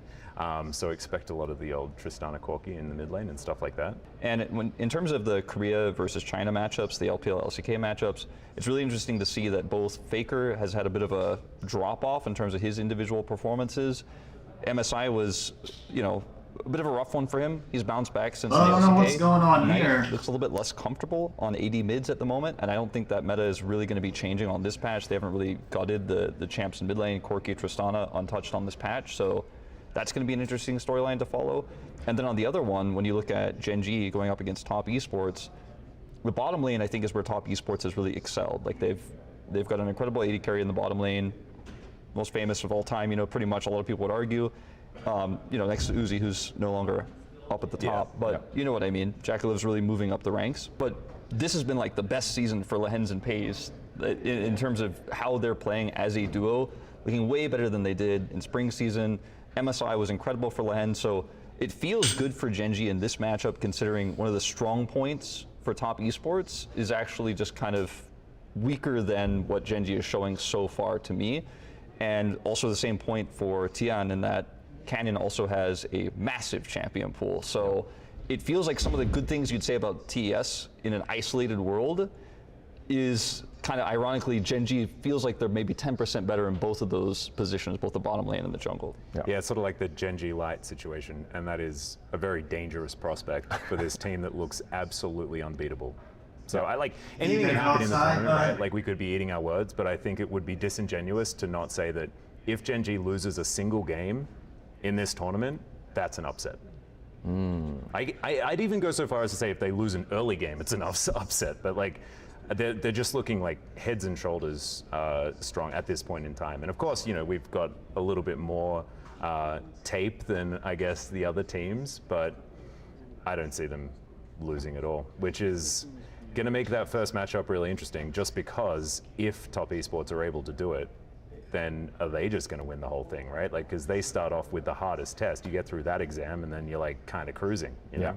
Let's talk about two teams from the West, the 2 seeds that we really haven't given too much love to in FlyQuest and Fnatic. Of course, at MSI, FlyQuest got knocked out before the knockout stages, so they are now moved on in, and the only team here that has made a roster change in the mid lane, Jensen out, Quad in, and now he's getting the opportunity on the big stage. Well, what do you make of these two squads in terms of what success looks like to them? I mean, for Fnatic, they have Noah and June in the bottom lane, and that is, you know, 2 Korean players that we know pretty well. Obviously, June played in the LCK. Noah played briefly in the LCK, was mostly a challengers player from KT Rolster. And Noah, to me, he's really shown his stuff early on in this tournament, and I think we were all pretty excited for Noah potentially coming to the LCK. Had a lot of potential, right? And this is often what happens in challengers. Those challengers players then move to other regions if there's no space for them right now in the LCK. So I'm glad to see he's really showcased what he's capable of. Same with June. But it's an Ezreal meta, right? Ezreal's extremely strong. Not touched on this patch. It's been one of Noah's favorite champions, one that he played a ton in challengers. Even when Ezreal wasn't meta, he was kind of leaning on it, finding a lot of success with that. So to me, that's definitely the big pick. And then Quad was kind of a question mark to me, to be honest. Like, I didn't think he was going to do as well as he did in the LCS as people thought. So for us watching Quad, at least in my experience, and when we covered a lot of his games, he was at times pretty weak. Like, we considered him to be a weaker mid laner. Didn't expect him to find, you know, it wasn't like he was going to have a bad time in the LCS, but I didn't expect him to, you know, his reputation to go skyrocketing and the faith that people had in him, even after a long career, to pick him up. I was pretty surprised by, but not sure how he's going to do maybe past the first round, but I'm looking forward to him because he's a guy that I had kind of written off, but he's back. Yeah, I'm actually really interested in FlyQuest because I feel like the roster change wasn't necessarily about individual strength, it was more about cohesiveness within the team. And I think you do have explosive changes when that has been remedied. And I think Quad has done that. Like, and I'll echo Wolf because we knew Quad as Sulka, who was a Cassiopeia one-trick in solo queue, and then came into Challenger and was just kind of average, and then came into the LCK and was then even more average and was subbed out pretty immediately. And seeing his sort of meteoric rise over in North America is really, really cool because we knew that he had the potential to be great, not just on Cassiopeia. Like, he was always pretty good on that champion, but like, we knew he had the potential to be great, but he just wasn't ready yet. I know, I'm not late for work. I was early for work, and Riot Games is late as always. I'm looking forward to seeing what FlyQuest can do with the adjustment that they've made moving into EWC. I don't know whether it's necessarily going to be enough, but we'll just have to see, right? Because we don't have tape in them from a knockout stage in MSI because it was PSG instead. Yeah, it was. I do want to just give my shout outs to Inspired, who was my MVP vote last year for the LCS, who didn't feel like he could be unlocked going into MSI, and him having another opportunity on a large scale. I expect him to have a pretty good tournament, as well as the ageless wonder in the top lane, Whippo, who's just constantly evolving his game. So we'll see how FlyQuest end up doing. And then for the Fnatic side, Humanoid had those standout performances where, you know, we were shouting his name, and right now his form in the LEC kind of shaky, so I'm hoping that he's able to turn it back around. What's so interesting to me about Humanoid is he's a player who I think was really criticized early on in his career, but he's outlasted other mids he kind of grew up around, like Larson, for example. And back several years ago, he was like the only mid playing Tristana mid often and consistently, and people were kind of like, why is he playing that? It's not that strong. He's kind of going in a bit too deep. He's making some mistakes. He's looking for those resets and failing. He hasn't played a single game of Tristana this season, actually, despite it being incredibly meta. So I don't know where he's going to land, but he's one of the players I've always enjoyed watching over the last few years because I think his growth has been immense, and maybe his current form isn't his best so far this year. Well, but LEC again, fans, if you don't like such a huge opportunity to make a name for yourself. bring him in a new over here to country, the in a new place. LCS and we'll There's so many enjoy eyes it. watching you, so I hope he steps up. I also want to quickly shout out Razok as well, because I think that he's one of the junglers that's actually playing Ivern on this patch. Yeah. And Ivern Yeah, makes you gotta sense, go outside, right? When bud. you're playing I'm double gonna hyper have to all take the the time, dog out. Just put Yeah, another I guess- support out there, and I know a lot of people are like, you just surround them with tanks and then everything's Wanna go fine. outside, bud? But I think that Now's like the Ivern time. has a really specific place. He's played it a lot so far in the LEC as well. So I think like Fnatic's idea of what good looks like will be a little bit different, and when you have that at a tournament like this, like a clash of styles, that's really fun because you don't get that with LPL versus LCK. The drafts are the same, and so we'll just have to like I'm really looking forward to seeing their matchups and whether that influences the other teams at the tournament as well. All right, well, we've hit all the teams. Pred's time, so where are we going with predictions here? I think you guys at home will be so shocked what our LCK casters pick. Well, you know, Well, guys, I don't know what to do because I'm fully. I'm here. I'm on time. I'm doing my job. Riot's not here and didn't show up because of their client is crashing. But at the same time, I think T1. So I don't know what to problems do are draft right related, here. and it's going to be until the finals if they make it there, best of threes. So you're working with a smaller set of drafts. It's a little bit tougher to expose a draft in a longer series until we get to that finals, if they do. And I think, you know, I spoke with Guma UC today, and I asked him about the KT series, and he mentioned, you know, that we played a little bit too aggressively. We also didn't have the good read on the draft, which is something we've all been talking about in that KT series. The draft was really rough. Yep. I think these types of things, especially you got a coach like T1's really robust coaching staff, I think that kind of thing can be fixed fairly easily, even though it's a new patch. I think a lot of people are stressed about that. Fix every If T1 mistake just and drops problem their that own play T1 style, they should be able to overcome Saw. For the first series, I'm definitely now leaning to T1, maybe like 55-45. Yeah, I'm actually, as far as predictions for the first round is concerned, I kind of think we're going to have a team from every region. That's what I'm feeling, because I actually feel like BLG versus T1 is going to be hard for T1 to bounce back from. I think that like at the beginning of the season is where you want to attack T1. I think they often ramp up, and with the short time span of this tournament, they don't have that opportunity. Right. And I think that BLG has a really good shot of being able to upset there. Of course, I'm not going to be surprised if T1 wins, but I think that there is a big likelihood that we get BLG, G2, TL, and then Gen G through to the next round. And I think that that is absolutely awesome that we then get a representation from every single region making it to the semis.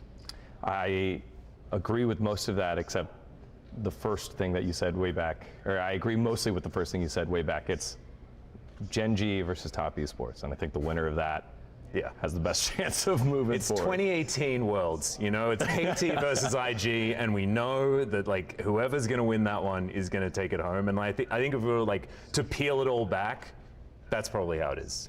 And I don't think that Top stands even half a chance.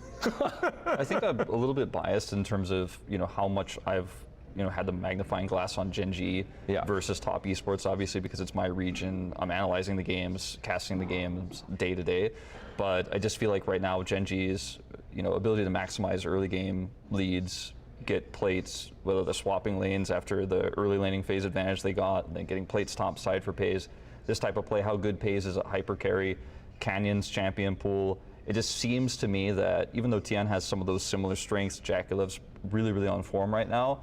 I'm gonna have to lean towards Gen G here, and it's tough to say, you know, definitively that I would say Gen G are the massive favorites just because it's a best of 3. If it was a best of 5, I think I'd feel even more comfortable with Gen G, even though Top Esports played them to 5 at MSI. Right. I think this Gen G is better, believe it or not, than the Gen G we saw at MSI.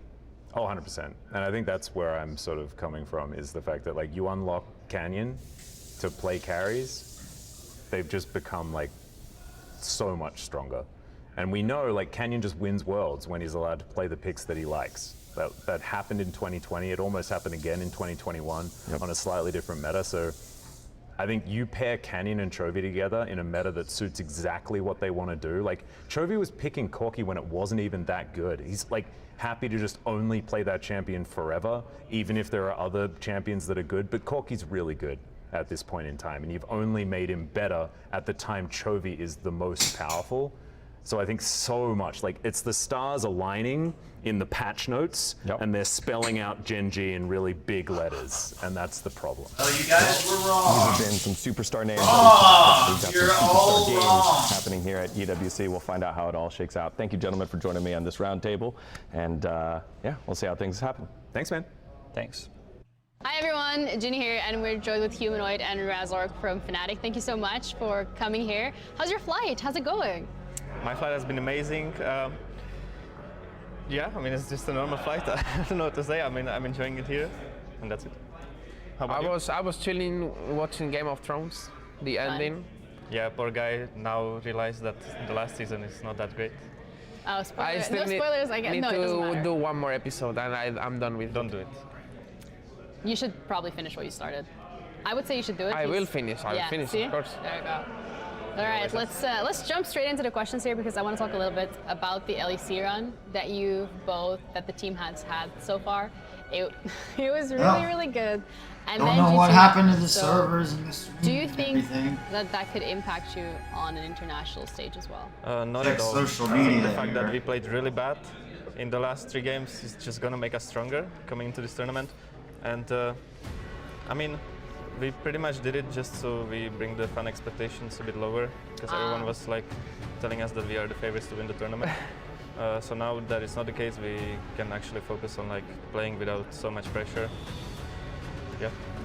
Yeah, my answer is I think I found 2 or 3 patterns that happened in the games that we lost, and it's my mid lane is running it down and getting solo kill, and we are mis-executing dives on top and bot. So these things were happening, right? You agree? I don't remember. Okay, it happened, so we just need to stop running down on mid and maybe stop diving, and then maybe we can win, you know? I mean, you live and you learn, right? So I don't remember that happening. no. Short-term memory loss. Do you remember the game against Team Liquid? I do. Not really. I do remember it, yeah.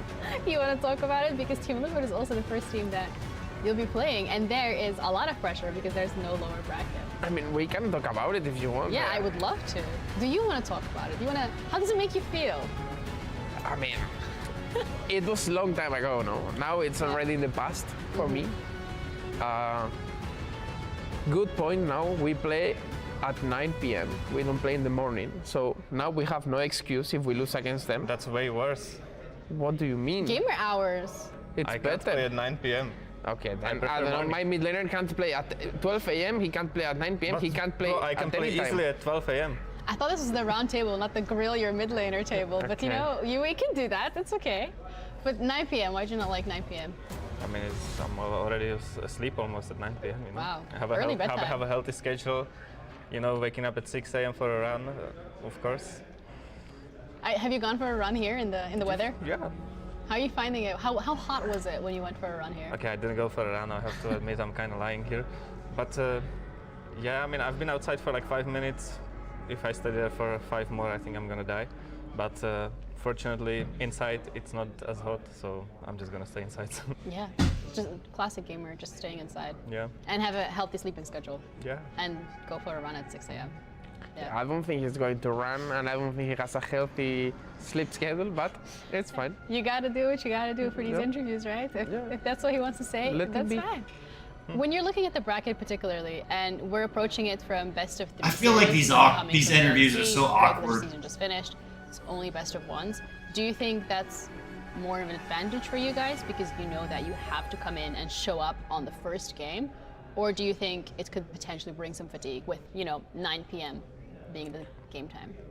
I mean, for me, it's completely fine, honestly. I prefer playing best of 3s than best of 1s. I personally said it many times, even in my social media. I don't like the LEC format right now. and I think the best of ones are not the best for the competition. So I like that we are gonna play best of 3, and yeah, I don't mind too much about playing at 9 p.m. It's just my mid-laner likes to complain a lot. What do you have to say to defend yourself? I mean, I also prefer best of 3s. I prefer to play earlier, but that's it. I'm not complaining, guys. I think Team Liquid is absolute trash, and we are just gonna stomp them. Whoa. Okay. Or me, I'm gonna stomp them. I don't know about this guy. Yeah. Yeah. But yeah. I just hope you don't get solo killed by TLAPA. TLAPA is, yeah. Captain I don't know if he's the captain of their team, but me as the captain of our team, I'm just gonna make sure that the mid lane matchup is under control at all times. Yeah, that's it. I remember some Aurelion some performance. Put it all on the line, definition of divine. Yeah, I feel like a champion. Ain't nothing that can't be done. Well, guys, we're just waiting for the stream to come back up. It went down. Maybe this is the end of the World Cup today. Who knows? All I do is win, win, win, win. Haters wanna hate, they ain't made top 10. Double, triple team, what they need to defend. I juke left and I'm gone with the win. Gone with it. I feel like a champion. Go outside, get some fresh air, right? A champion. Ain't nothing that can't be done. Oh yeah. Oh, I think we're back. I think here we go, game 3. I think we're back.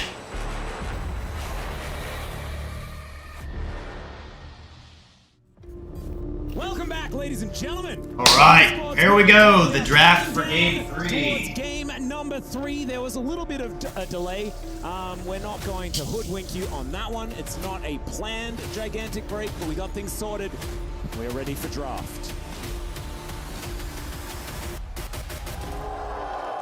All right, let's do it. Looks like top is on blue Blue side. side once again, and gentlemen, is this just going to be like a ping pong of we're just going to destroy on blue side until eventually Top Esports wins game 5? Well, that's the big question. Is T1, I feel like obviously we know blue side's an advantage, but even so, I feel like their draft was pretty Top's rough fanning in out game 1, T1's so with the momentum of game 2, maybe to find a better advantage here and potentially look to kind of break Top Esports blue side pick. I think it's really going to be about the adaptation here. Ooh, I think there we go. T1 have identified that Tristana is a problem. They're happy to remove both of these AD carries and play a different game. Faker's Ahri, Faker's Azir. These picks that he's so known for. Talia that's been targeted against in both games, maybe even in this third game as well. We'll see what Top Esports decide to do. These are picks T1 can rely on. They don't have to play double AD carry. They don't have to stick with the meta that's been the last 3 weeks of LCK domestic play. The Gnar ban leaves that pick open. The Talia I'm mentioning. If we'll see the Rumble ban coming through here for T1. Hey, Top's gonna take Sante What this does to the Corki priority is obviously we've seen him struggle against Tristana's really good on Mordekaiser. Tristana means Think you get that's that priority in starter the counter. We haven't seen I Starter have an for idea, couple and we've days. seen this one perhaps before, and it's called Azir versus Corki. Oh, don't. Please don't. Now, Ashe, a very strong, flexible pick here for T1. They've played it support so many times. And grab the Azir here.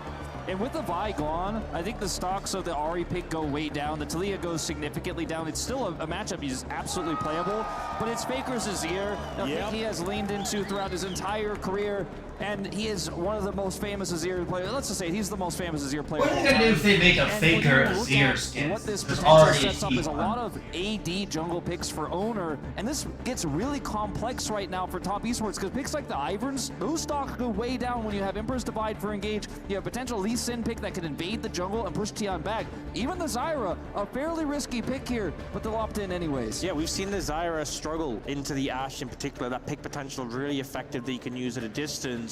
They do end up locking the Renekton in as well, so definitely a top side of the map where it's about setting the pace of the game, a fast clear jungler, 2 laners who you're looking to get prio out of. But here we go, the AP meta I'm talking about. We're gonna get to see it live in action now. We expect the Corki mid. So I don't think you're gonna see Ivern on Owner.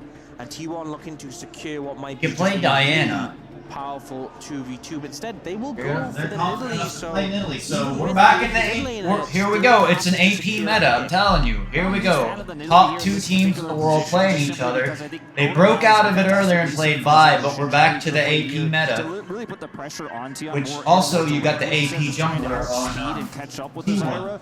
The Nidalee can follow up on arrows incredibly well, so that's a good sign for what they could potentially get done in the bottom lane. But I feel like the Zyra is going to have such a larger impact. Ziggs is kind of a no-brainer here, one of the best wave clear bottom champions that could play into this Ashe lane. We don't know if it's going to be support or AD carry, but either way, the Ziggs is probably your best bet. Strong ban here for T1. Yeah, I wonder if they start to look towards the Leona that we've seen Mako play a lot during the tournament, maybe even the Nautilus. If you're thinking of playing that Ashe support, the long range good ban, because I think that's a key part of what one last game was Nana, and that can go well with the Ashe, understanding it is such a powerful flex. And the goal of T1 is to make that 2v2 really uncomfortable. They'll lock top lane on 4 for Zeus, and then keep their options alive till 5 picks. So Top Esports clearly going for a powerful top side for pressure, and T1 are investing heavily in that bot lane, and really that's where I'm looking for Owner to sort of lean towards and get that pressure. Well, right now, we've got one more ban to come through. I write down my drafts. We'll see what it is going to be as the Braum is actually taken away. So no doors in this game. We've seen Braum for the last couple, but not this time. So Mako going to have to jump onto something else this time, and maybe, and in fact, we'll actually see another unique champion. Mako's only played Braum and Leona so far, as the Malphite is just, okay, never mind. So you have to take that Cassante away from The picks that stood out to me here were definitely Cassante and even the potential Mordekaiser, but you've got a lot of I mean, it doesn't matter. I think you want to shy away from that and go It this. wasn't even a good Malphite angle, but I still got so I would rather have It's Cassante. another magic profile there that you didn't necessarily want. This allows Curry to have counter pick, and he can play Varus into any lane that they pick here and feel comfortable. They can also play something completely different. The Draven was still left available. There's so many dual lanes with this Ashe that they can play into the Sipper. We've seen do incredibly well, great into lane swaps. So it's really the pick of the litter here for T1. We'll see what that AD carry pick is going to be for JackeyLove. The Ezreal is so strong in this meta, but feels so risky into a lane matchup like this. I feel like they probably want a little bit more consistent damage, or just JackeyLove's Draven.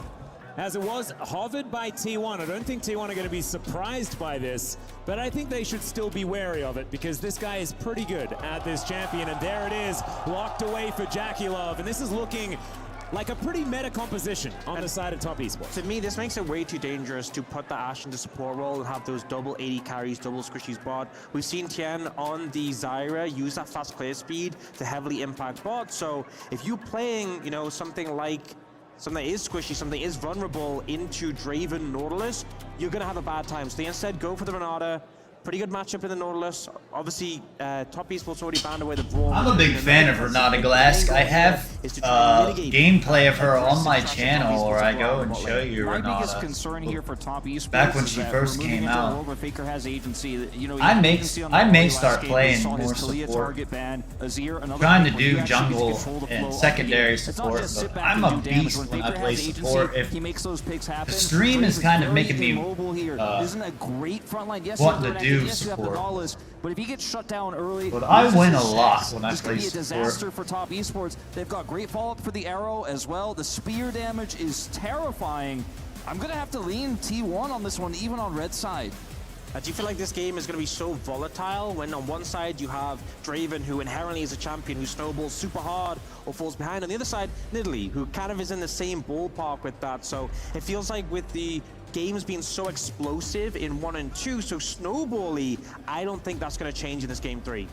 The thing for me is that in game 1, it was Tristana. In game 2, it was Rumble. And in game 3, they're... Hello, Soda Here I am. Okay, we're back. Some honest League of Legends. Here's a really good fortune cookie I got a couple weeks ago. Match point here at EWC presenting. And it says, tonight, let go of any fears and embrace your courage. And so I look and read this every time I get ready to stream, because my fears used to get to me and keep me back from streaming But no team can lift it until they've destroyed a or Nexus gaming. 2 times. Whether it's going to be 2 times in a row, we'll just have to find I used to out. worry Still that, an opportunity to oh do no, just people aren't that. going to watch me if I lose a Esports, game of a League of chance to Legends, answer which back. is With Blue stupid, side, which because has seemed like a bit of League a of Legends is a game that, like, you barely win 50% of the time, If you're even coming out really of good draft players. phase, and you're not at a big disadvantage when the other team has picked blue side. Looks like there's another technical glitch, something going on. To find a win in this game, it really just comes down to 369 looks like he's cold there. I bet it's really cold in that building. It's been a patch, it's been a meta where junglers have been so impactful. It's cold in here. So quickly, and you have that bonus time to impact the map while also having good economy means you really are in a prime spot to take over the game. And for me, I think it's more on Tian than it is going to be on Owner in this game. I think Tian has to really set the Draven up for success. His dives bottom side, his ganks there trying to stop this pushing Ashe Renata lane. That's where you're going to have to find your angle of attack. I think at the initial part of the draft, wanted to play around the Renekton top side, but I think we'll I like that. We'll have to deal with the Nidalee Spears and the lane that is set up here by T1.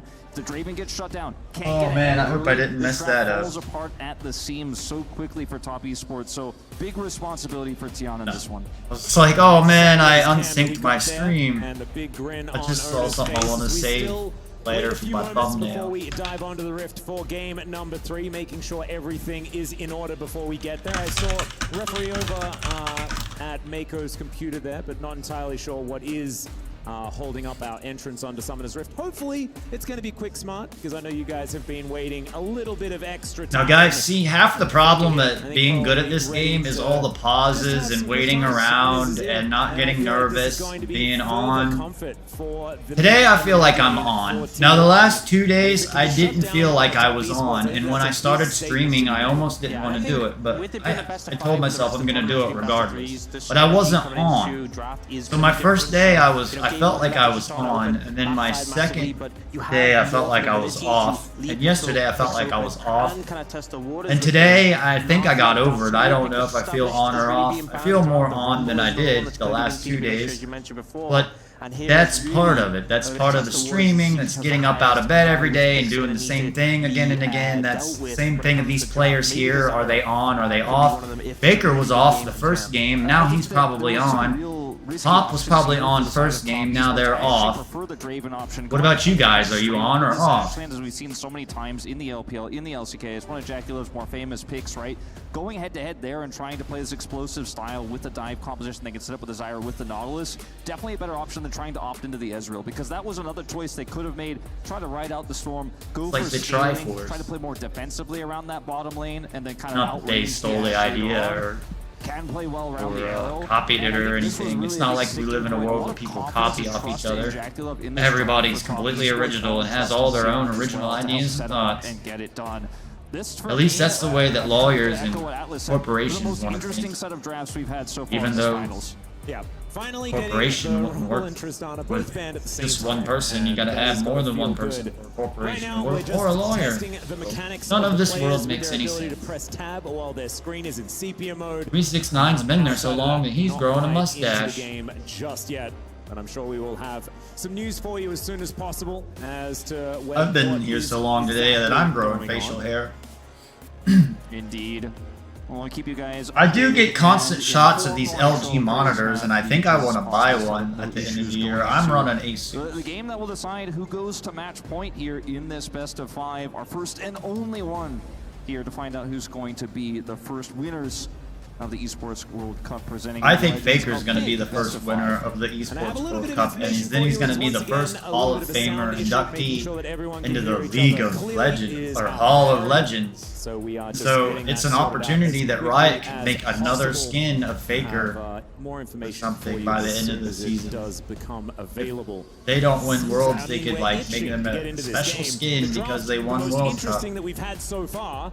Just kind of want to get onto the Rift, you know? Yeah. But then Riot Games can be proud of their team and mascot T1 and Faker that they went and won the first World Cup. Yeah. 13, 14 seasons of this coming along for this beautiful tournament. 14 seasons of this client working just the way it does now, if not worse. Pretending that it all works. Super one-sided because the mid layer doesn't have the agency to make a super Precisely. play, right? Like you could see from Talia, like you could see from precision. And now that Faker is on this pick, or like I said, that they hire kids They push They that have vision forward, and $50,000 to talk about the game and distract if there's a $1 million problem going on with the software and the client. Much money for them to change and fix. Millions and millions of dollars. It's cheaper to pay a couple kids $50,000 to sit there and talk nonsense for 10 minutes while you're working out the pause. So there's a lot of hype and misunderstanding and talk within the realm of League of Legends, and the fans talking and not even really knowing what they're talking about, or they're running their mouth at each other, or back and If you have a forth. lane priority, if you can invade, if you can challenge, you get more of an advantage over that. We also saw like the grubs get buffed, so they're more of a valuable objective. So if you're setting the pace of the game, chaining these together, then you can really be in a position to take over. And as you've said, it's just been such a fast-paced meta. If one team gets a significant edge, they can really drive it forwards with no hesitation. Yeah, I'm really hoping that we don't get a complete repeat of that, because I want to see some close League of Legends. I want to see some more white knuckles towards the later stages. But thankfully, we have a gentleman alongside ready to hype up the crowd once again. Let's throw it over to Kangas. Thank you very much, Atlas. And hello, welcome back, everybody, here at the Qiddiya Arena. We're trying our best to get into the game, but we have one more small pause. So while we're waiting for that to be sorted out on stage, I figured we could interact with a little bit of the crowd, because I've seen some amazing signs, and I want to highlight this one in particular. So obviously, top esports fan, when did you, first off, what's your name? I'm Shrey. When did you make this sign? Did you know that T1 was going to be in the finals, or did you just predict that? The first day. The first day he made this sign. No faith in Team Liquid? No. I made it the first day. All right, thank you for your time. No faith in Team Liquid, apparently. Well, we got some other signs over here. We're going to take a look at this one. Can I get some help? That's a good one. That's a good one right there. Are there any other signs? Who else has a sign out here? What about over there? Let's get that one. A lot of top esports fans. We're going to try it again one more time here, because we attempted it earlier, and I'm going to say, I think the T1 fans were the ones that they were booing you. They were making too much noise. So T1 fans, I'm going to need you to play along this time. Here they go again. Here they go. Am I right? Okay. We're going to start over here. We're going to give a TES, and then you're going to answer with a T1 fighting, and then we're going to go TES, T1 fighting. Are we ready to try it again? We're going to get it this time. 3, 2, 1, TES! I'm trying to make a point that Riot needs to fix this client. It makes this game look so bad that you sit around and wasted an hour and a half of time now because of a technical pause. You have 5 casters working on TV to cast this, and they've got to sit there and think of things to talk about for an hour, and really they talk about a lot of misinformation that fans buy into and then have a misinterpretation of the game itself.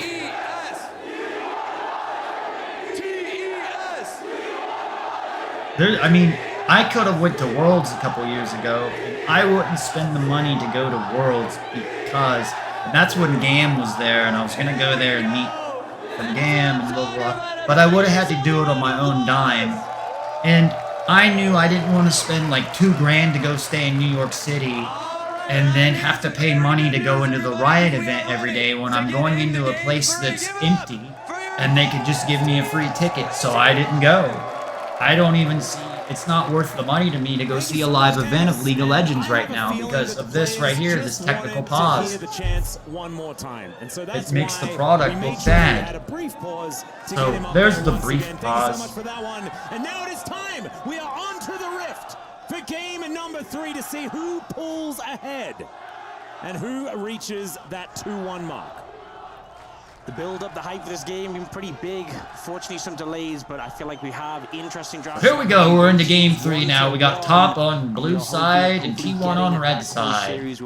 Now, T1 better start getting the dragon about 5 or 6 minutes into the game and prepping around.